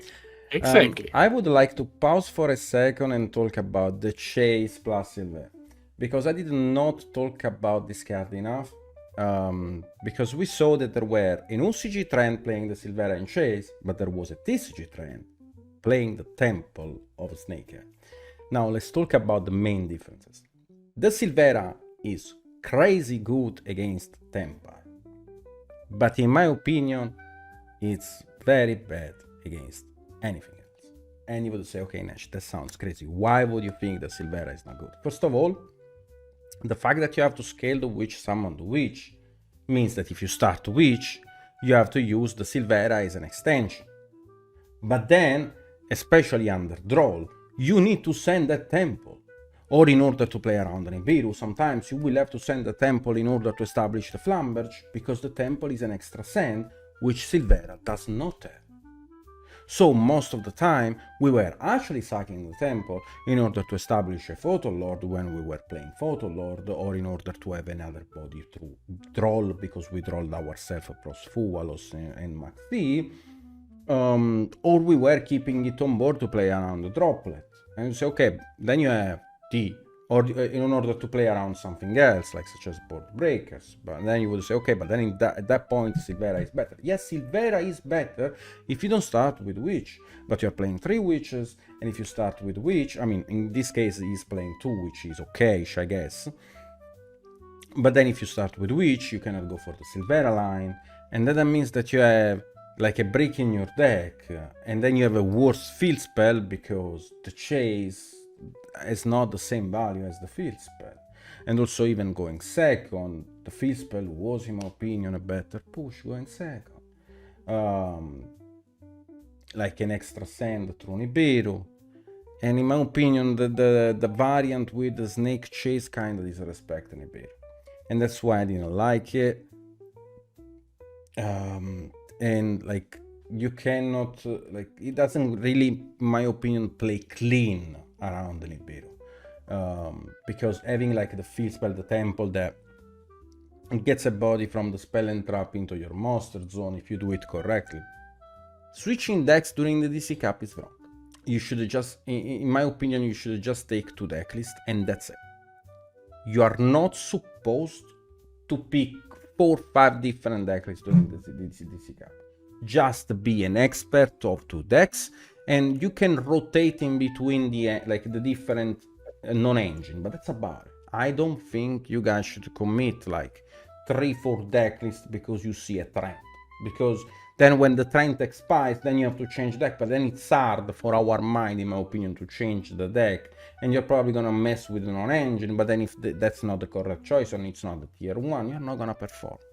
So in my opinion, you pick 2 decks, and then like you're gonna pick the main one that's gonna be the absolute tier 1, and then you switch in between the non-engine. I think that day 1 can be like your secondary pick, in which is done in order to rank up faster. In the case of Herman Hansson, was a Ritual Beast that was very good into Floodgate decks with Fissure and Macrocosmo, and then the second pick was Millennium Snake, that was beating consistently Nibiru if played correctly, was beating consistently the other deck, and then we were just switching in between the non-engine and the trends, deciding which one was the most fitted in the rank category we were in, because if you were in top 10, you should have paid attention to Nibiru.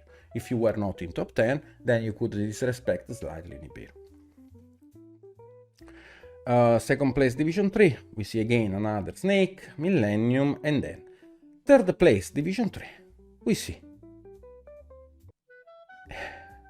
the absolute love from the game of this guy, which is basically, I mean, it's Labyrinth style.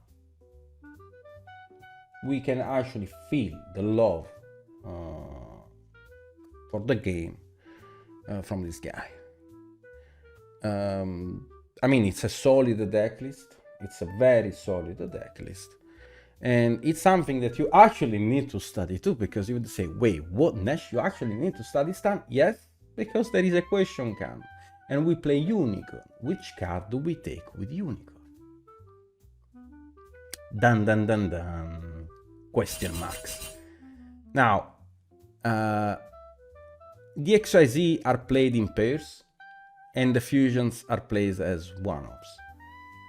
But usually you need to banish the 2 XYZ, and in our case, I think it was the 4 or the 3 that we were taking off, considering the level that we were keeping on board. Kinda crazy to think about it. But it's actually something that we did analyze, something that we took in consideration, something that was exploited, in order to see which one was the best one. Another excellent deck build is the 60 branded list. I will not associate with anyone who did this. I'm just... You are not the guy. You're not capable of being the guy. I had a guy, but now I don't. You are not the guy. I'm not associating myself with this deck, and I'm not gonna call it excellent deck build, even though it's the variant that's performing the best during those Master Duel events. I don't know why. I think I'm just ignorant at this point about brand. I didn't play this deck for so much time that at this point I'm so behind that I see this and I think it's just not it. But it's doing well somehow. Somehow it's doing very well. I just don't see it. I don't see it. I feel like I'm blind. I feel like I'm a blind, my brother, but I don't see it. I actually don't see it. Anyways, for another excellent deck build, then we go. Oh, the Sprite. Very fast deck, to be honest. Like, it's something that wins very fast or loses very fast. More losing than winning, in my opinion. And then we got to the participant and win. Shout out to the winners. This is what we had to analyze in order to reach a good theory for the final decklist that we are gonna analyze in a second. Okay, so after the first analysis and the first sheet in which it was only theory, now we go on some practical stuff. We can see that in the top 100 Duelist Cup decks of March 2025, which were the most played decks by number, and we can see which were the most, the players that performed better in each region. We got 43 from Japan, 20 from Asia, 7 EU, LATAM 3 is literally only Judo and like 2 friends, and then NE. Pure Ne is not performing. Pure Ne, the land of the free, is not performing during those Master Duel events. Usually I'm joking, don't attack me too hard. I like the banters, you feel me? I like the banters. Don't quote me on that. So again, we go over the most played decks. 34% Snake Eye during the DC Cup. White Forest 14.1, 30.1. And if you notice those maths, those were actually pretty similar to the OCG spreadsheet that we analyzed 2 minutes before. Coincidence? I think not. And then Labyrinth 8.1, Ritual Beast 5.1, literally only Herman. I don't know where it's coming from, this 5.1, but Stun 4.0, Brandon 3.0, Dinomorphia 3.0, Exodia 2.0, Tyr 2.0, Ronic Stun 2.0, and Zodiac 1.0, literally Joshua Schmidt after his run. But yeah, like the deck, like the decks that were doing very well were the one that we mentioned beforehand, like Snake Eye, White Forest, Empire, were the one that were definitely performing the best.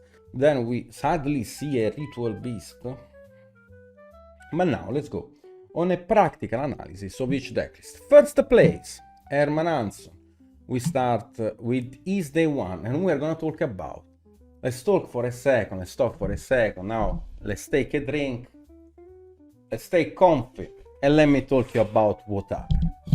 So after the entire analysis of the meta trends, deck list, and everything, like we went through everything, the ratios, meta trends, technical plays, the combos that we were gonna do with zombie vampire, without zombie vampire, with photon, without photon, with Phoenix, without Phoenix.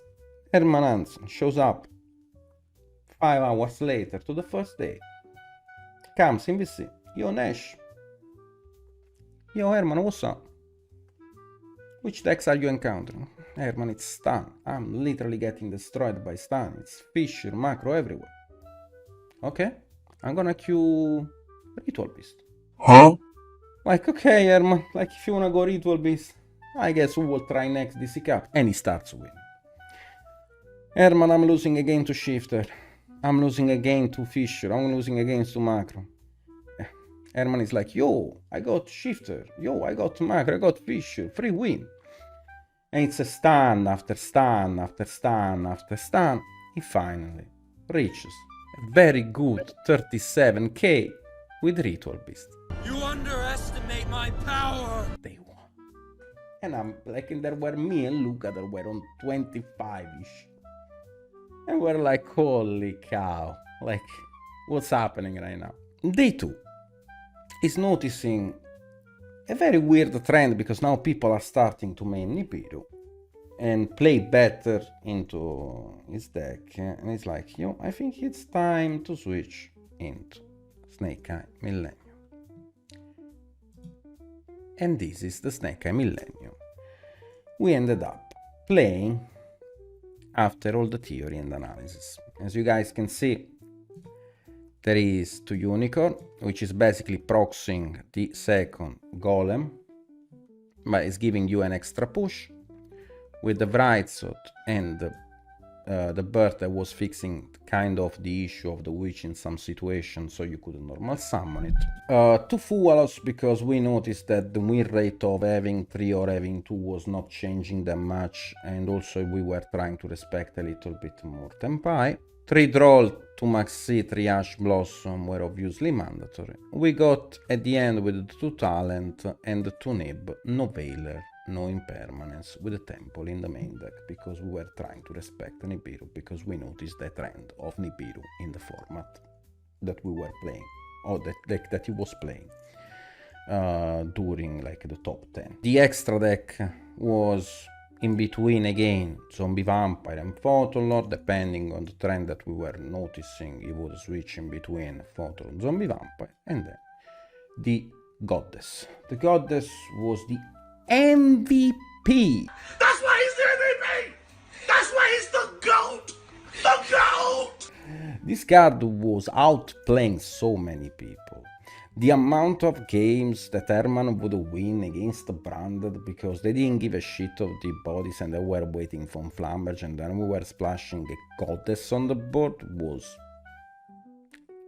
something that you cannot explain with simple words, but just with emotions.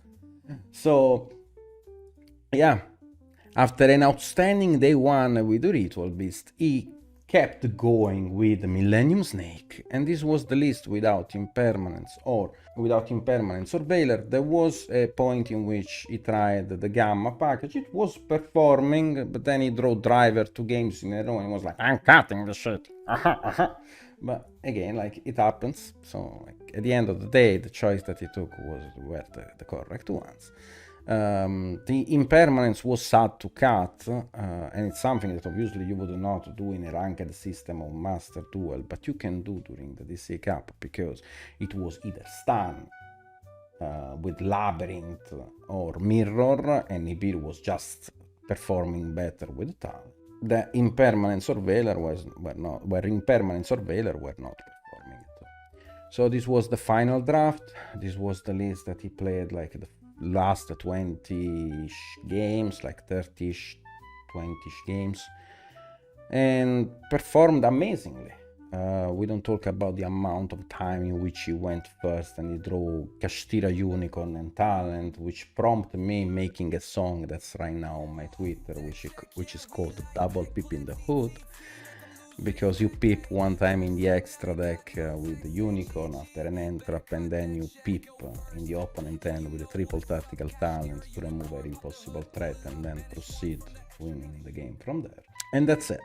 I think it's like there are changes that obviously you can apply in different tournaments depending on the meta call you want to make. Nibiru is definitely at least a one-off. Talent is at least a at least a one-off. I think that the come up at least like the imperm I would take in consideration to throw it back in, like cut one Talent, cut one Nibiru, cut either one Fualos and play the 3 impermanents in the main deck, because so you can respect a little bit more Tempai, because this deck had a little bit of a flow against Tempai if you were not opening Talent or Unicorn, and sometimes even if you were opening Unicorn was not enough, so Talent was literally the GOAT against the Tempai matchup, even though sometimes the Unicorn was carrying if you had enough to combo and even establish a small board. The Phoenix, like it was like we changed a couple of times Goddess for Phoenix, but like 90% of the games were played with Goddess. And I think that's about it for the decklist explanation, also because we already went through the different Snake Millennium lists one by one, analyzing the different trends, and this is just us applying the trends to the meta game that we are expecting. Second place, we see Branded, very similar to the list that we saw like during the meta trends, except that there are some couple of cards that very weird, like the Alley Justice, you know, like to fight better against like the Finsmith engine. The Nibiru is something that definitely was being taken in consideration. It was nice to see also like in a branded decklist, but again we're talking about 60. The 3 Fua in the main deck and the 2 Maxi again in 60.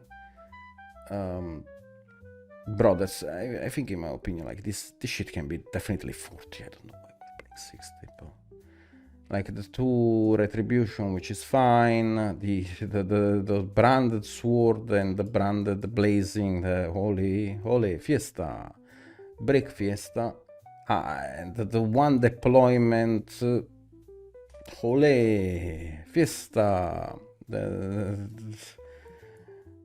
grass gets greener, your graveyard doesn't do shit, 1 opening, you know, I'll just keep it. I simply do not understand it, and I'll keep it a buck. I simply do not understand this trend of branded being playing like this, so I think I'll just stay ignorant, or I will adapt in the future and I will be able to explain what's going on, because I currently cannot explain. I think this list is a combination of vibes. Let's move to Niciboy, the GOAT. Niciboy, take the mic. It's your turn, baby. Give me the mic, bro. Give me the mic.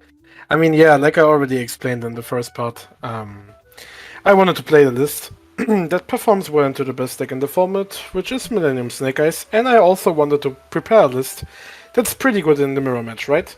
So let's talk about the standard facts. I mean, I play every good Tempai card. I play the extenders of Blaster plus Goldsuck, which is mandatory in Master Duel.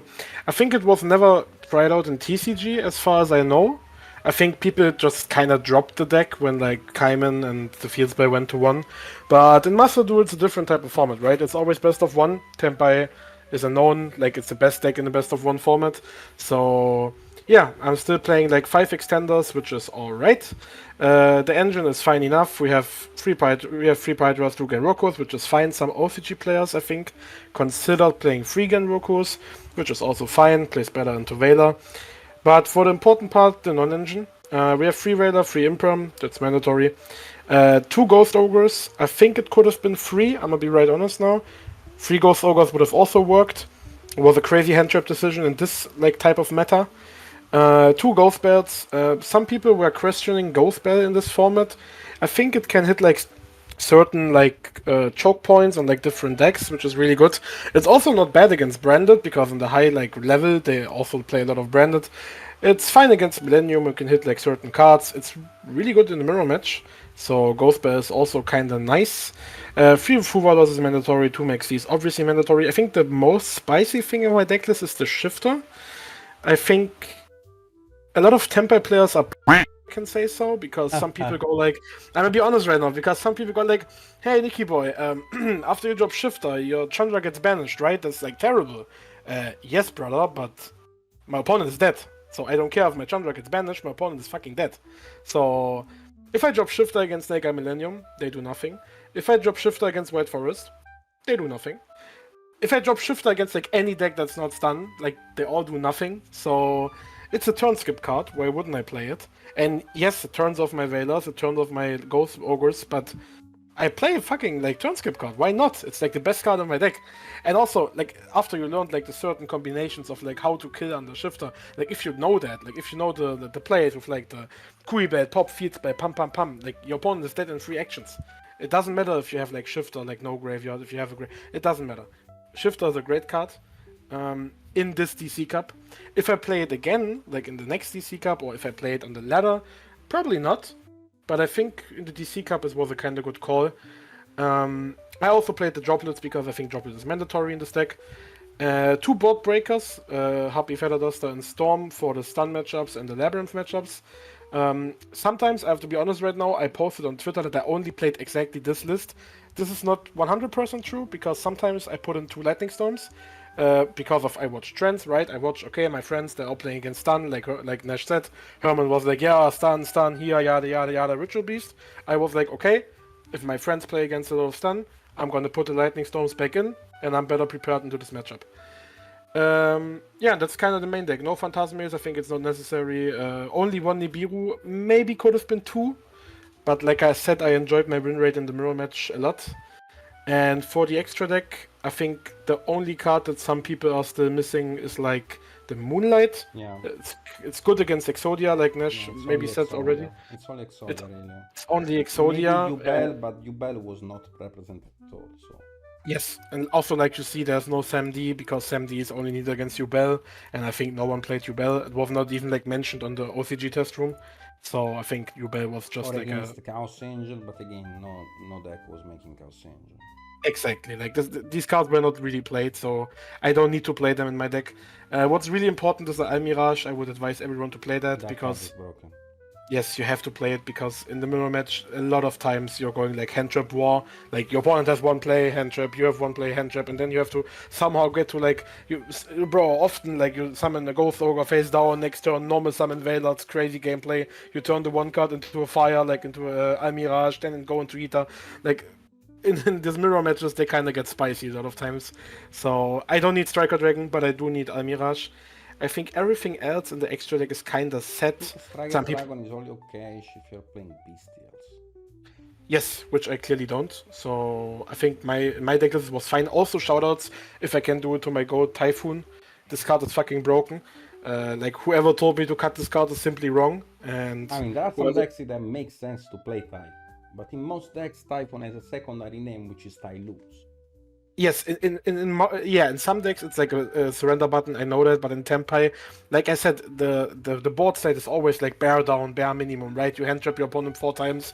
They barely like end on anything. Maybe you don't have a play, but you can at least summon Typhoon, bounce the card, battle the card, put the like evenly like match the evenly board, right? You know what I'm saying? Like your opponent has nothing, you have 1 Typhoon, bare bones, knuckle fight, you know.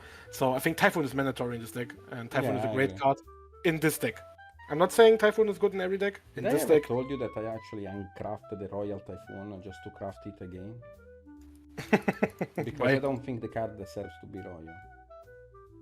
Yeah, okay, but like I'm thinking you play probably decks that like this card never comes up, right? So... No, I mean, yeah, no, I agree with you. Like, I think Typhoon in this deck is crazy good. Yeah, it's crazy good. It still doesn't deserve to be royal. Also, what I want to mention, just because I'm probably the highest ranked Tempai player, just want to tell you this. I saw a lot of people in the first day playing Kuri Photon, And I think this card is hella trash, because most of the time what's gonna happen is they're gonna Kui foot on me. I'm just accepting that because... Okay, but here is the thing. Mhm. You play Rudy. Rudy was not being played at the start when we were playing Kurifoton. Like me, Maybe. Herman, Luka were playing to Kurifoton when we noticed the trend of no Rudy, which means you cannot deal with my follow-up. If you have Rudy, Yes. I agree. Kurifoton is out. And that's why Yes. we didn't play it.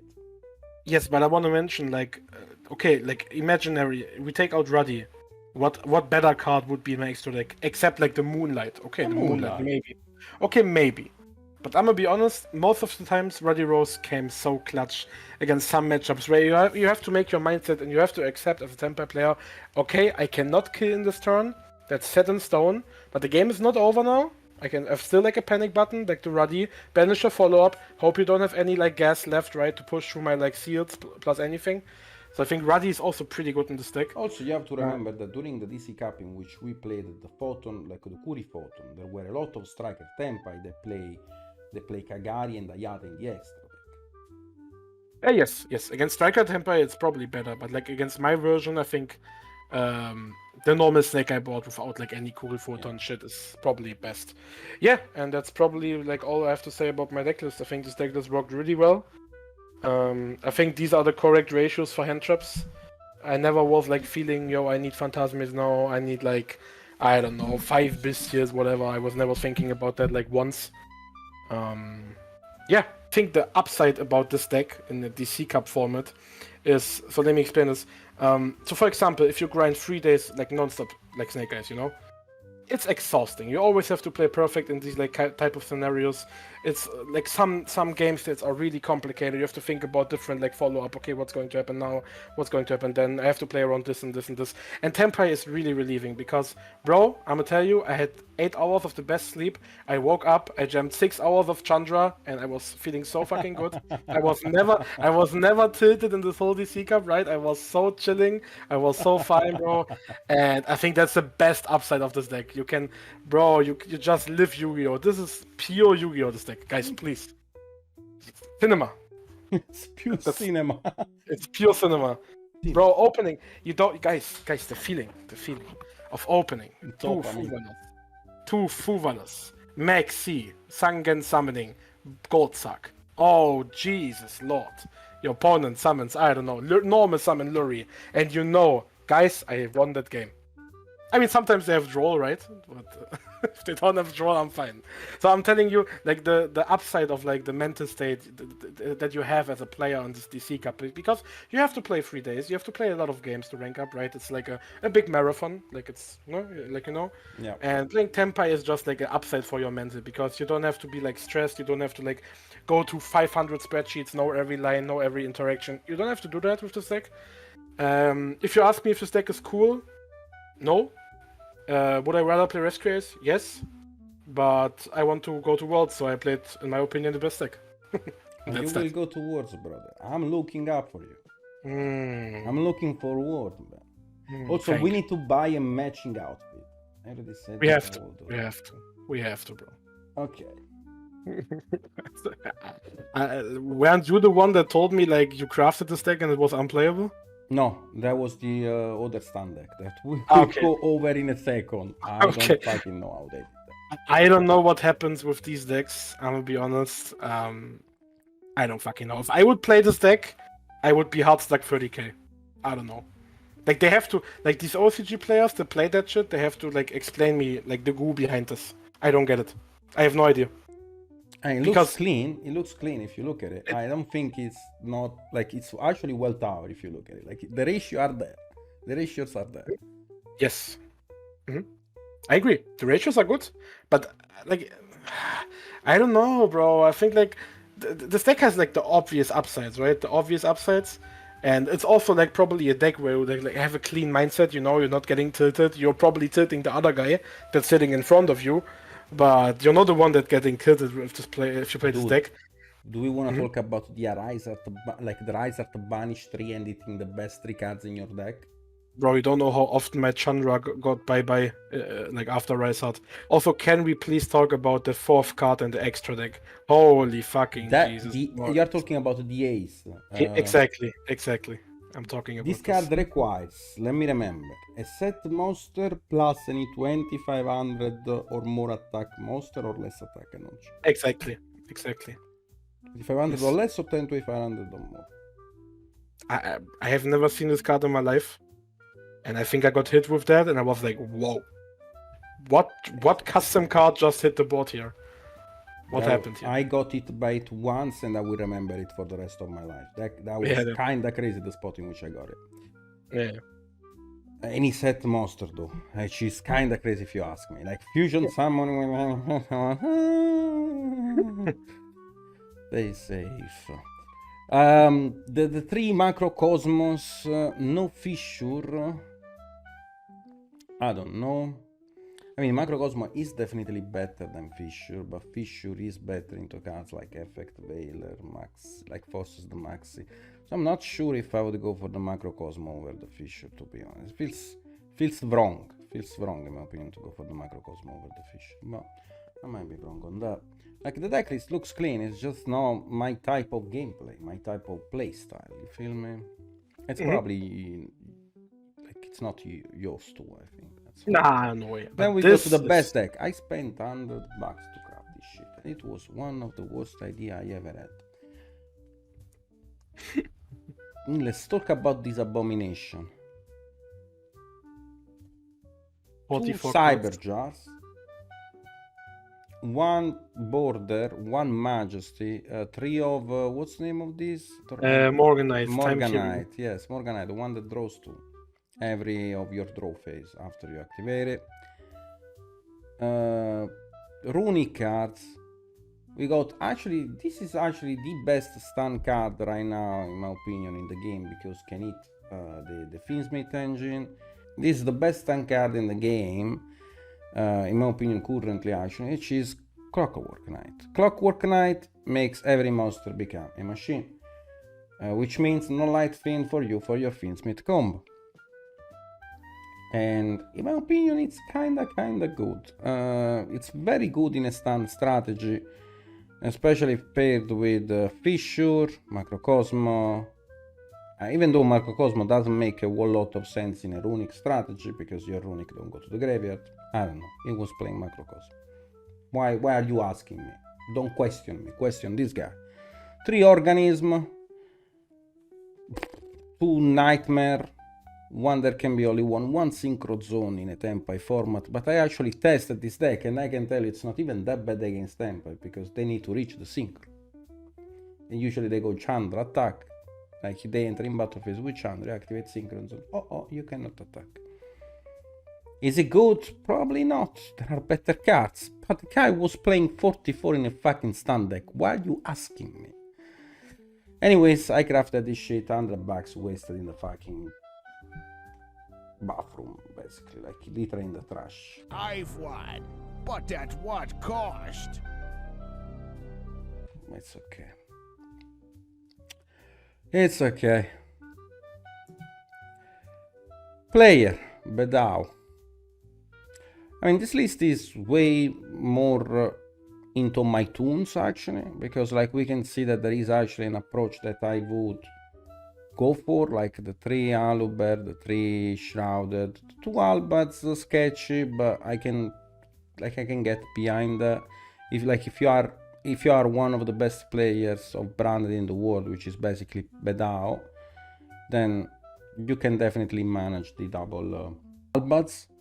The 2 Mercurier, 1 Tragedy, good, foolish, the 2 Sarcophagus. I can get behind the 2 opening. I cannot get behind the double deployment. I cannot. I will never understand it. But the 2 opening, I can get behind it because it's not that crazy going second. It doesn't feel that good going second. It's a -1 if you don't open it in combination with a good discard fodder. That can be Tragedy, that can be Albaz, that can be Saronir. So it's not that crazy as a card. That makes sense. So I can get behind the 2 opening, but the 2 deployment I cannot. 2 call bites, okay. We see the triple eye spirits that does not really match the math of his target, so in my opinion should be 1 or either 2. Probably 1 considering the math that he has. Triple trust with the 1 target, I mean the 2 targets, because he also plays barrier for Tempai. Tried it, it's not bad at all, it's okay, it's not amazing, but like it's literally what we have against Tempa. The 3 droplet, the 3 super poly, the 3 allure of darkness, the card that literally doesn't make any sense in brand, no matter how you look at it, which is grass looks Acer, and then you know, the traps. I don't dislike this. I think this is actually, like, except for the 3-4 cards in the main deck that I would probably change. I think Bedao, like, which is basically player, is actually getting closer to a TCG mindset. I think we are changing him, boys. We are changing him. And then he posted something, I think it's the... So, talking about this screenshot, I think this is the overall amount of games, which is 383.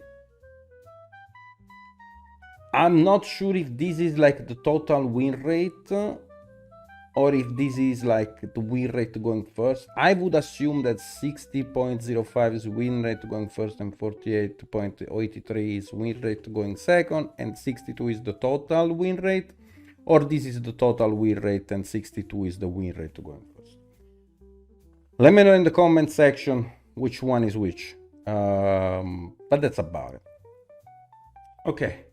And now, for just to set a good example, we have another Snake Millennium list, but this one I actually picked because I actually went on his YouTube to steal his goo, which is basically RJ. Now, RJ, we peeped from you, my brother, because we needed to have solutions. We needed to find what you guys were doing, and you were definitely one of the guys that we peeped from in order to establish our ratios, in order to establish what we were gonna do. The only thing that we could never peep was always, and for sure, the chase in the main deck. Not because we were against the chase, it's just because the temple felt way cleaner. It's TCG technology, my brother. You have your OCG technology, we have our TCG technology. But you did very well. I actually watched your videos on YouTube. I actually watched the RJ videos on YouTube about the list. Very hard to translate, but I actually had a friend who was able actually to translate me the most important section of his video in order to understand his theory. Because yeah, I'm peeping also from the OCG now. I need to peep from the OCG if I want to perform well, and we did perform well. We can see from this, like, the 3 droll to max C 3 ash 1 Fuwa technology. Then we got 2 talent and 2 impermanents that were basically the 2 Nibiru that we played. And then if you cut the trap and you cut the chase, put the field spell and play the 4 Kashtira, it's basically Herman decklist. So basically we peeped from you, RJ. Like, that's bro, like, you are insane, and you're gonna obviously go towards looking forward to meet you, my brother. It was on the zombie vampire. Again, I think switching in between vampire and photon was the go. Phoenix instead of goddess. It's good to play Phoenix, but I think goddess is superior. And that's about it. Now, for the last spreadsheet, now we were talking about analyzing trends. This spreadsheet that I'm gonna show you, it's called Scouting Informations during the DC March 2025. This was posted by Nezu. If you were on Twitter, you would have seen me actually retweeting this spreadsheet and how to fill it. There were many players that were playing the DC Cup that were filling the spreadsheet in order to give infos during the run to change the flex spots.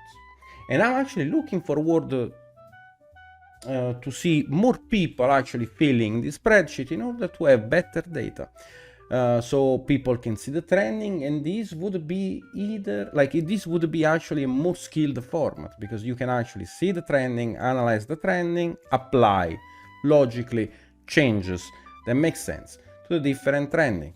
Now, as you can see, after we go to the total stats, this is the win rate percentage of each deck against each deck that was happening during the DC Cup. I'm not gonna go over it one by one, but I'm gonna leave the link in the description of this video, and you guys will see how each deck performed against each deck. It was actually very interesting data, and those are data that were analyzed during the DC Cup. Okay, so we see the total stats of each deck performing and how it was performing against each deck, and now we see the trending. What were your chances to get paired against those decks in each rank?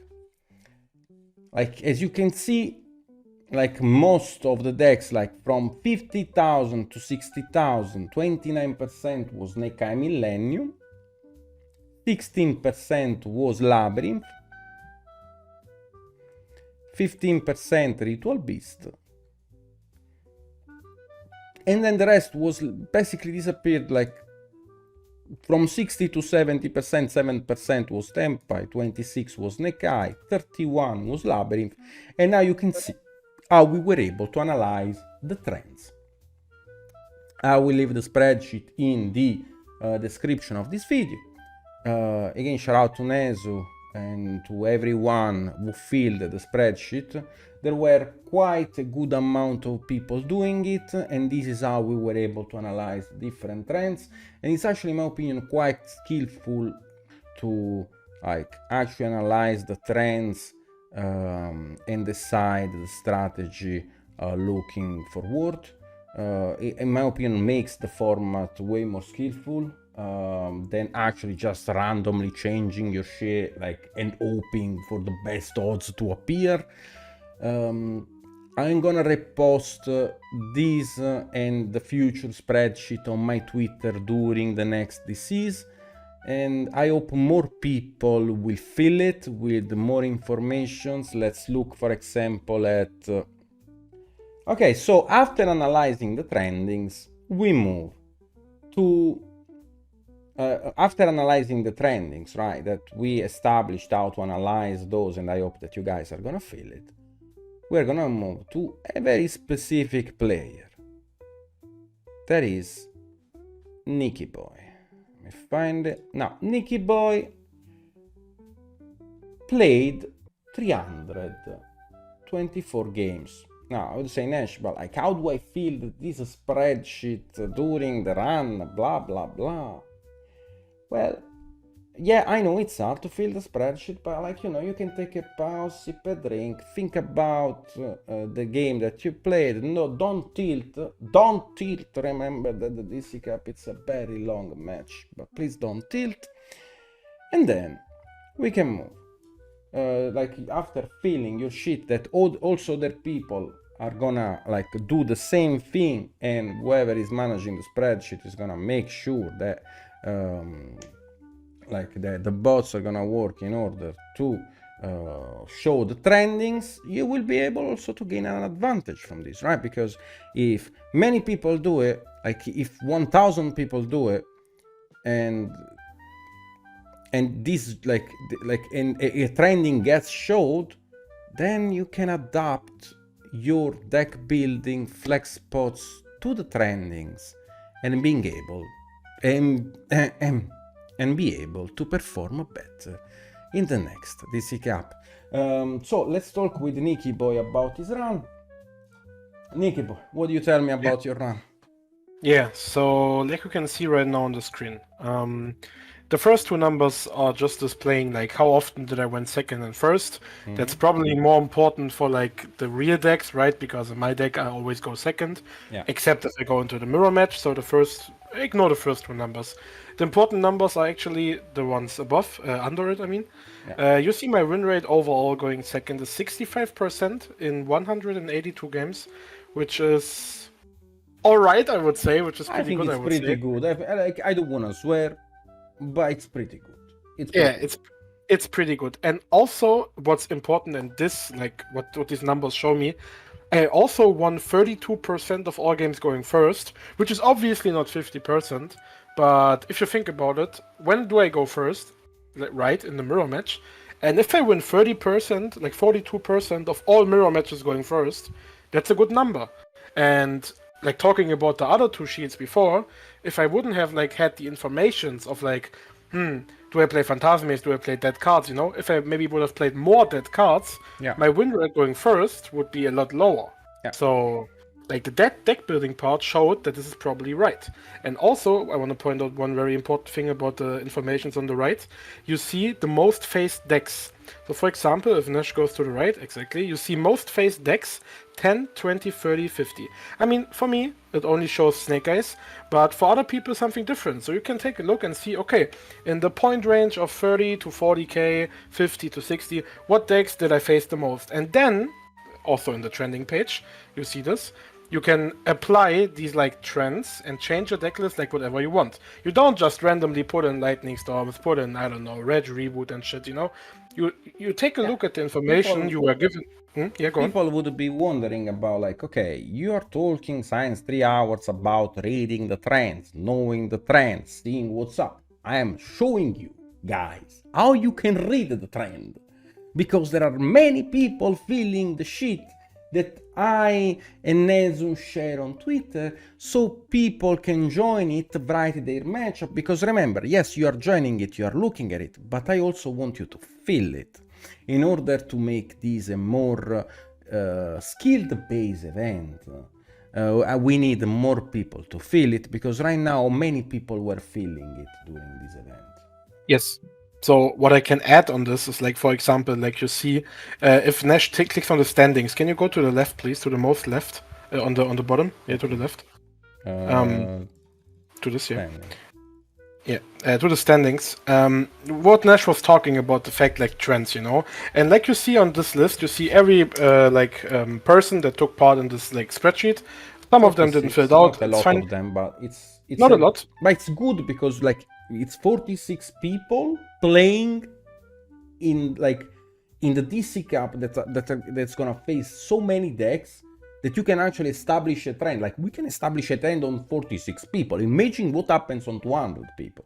Like you can literally tell what's going on if you reach 200 people. Exactly, and the problem only shows what Nash was saying about if you take a look at the higher persons, because, for example, like I was the last man standing, I would say, on the spreadsheet, so I didn't have information what the top 10 was playing. I only saw what I was playing against, but since no other guy except Gimlet was on that range, I could only guess what people play on the like top 10 range, right?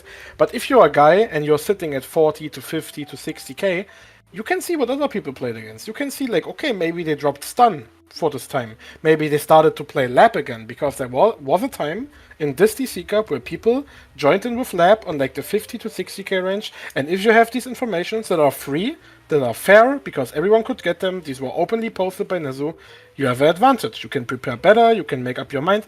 And I think it's a good type of thing for the DC Cup, because it all, like Nash already said, it's a skilled impression, right? Like, you know the trends, and then you build your deck accordingly.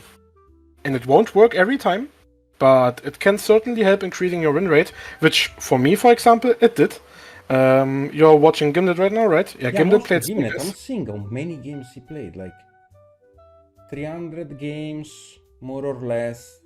Double check. Like he also brought some notes, by the way, like he actually filled this to the core. Then he played like 290 games played, I think. I'll be real with you, last time I heard Ryan was like that he played like almost 500 games. And he was playing DC Cups. Like he was that fast. Yes. And also like you see in this Gimlet, now the point shows 61% of all games he was first. Probably like a 55 to 45 coin rate win ratio plus Tenpai, because you always go first against Tenpai. And also going first, win rate 75% is crazy. Crazy good. Crazy. Insane. 38% going second. Could be a bit improved, I would say, maybe to 40. Would be like okay, 42 maybe. But I think in general, like Gimlet is a crazy player, and thankfully he filled that out because now we get the information, because it helped a lot. It like really helped a lot. Yeah. And something that I'm gonna do also, like I don't know, like if there is another event, I'm gonna start doing it. I'll lock myself into and I'm gonna do it. And I hope that more people are gonna do it as well, because I think it's crazy. It's crazy work. It's definitely something that should be done, in my opinion, in order to make this a more skill expression event. And I'm all for skill. I'm all in for skill, to be honest. And that was it, brothers and sisters. This is how me, Nash, Herman, Hansson, and Luka Forja are gonna go towards. I'll see you there. Cheer from me. Love you all. Kiss kiss. And I'll see you guys next time.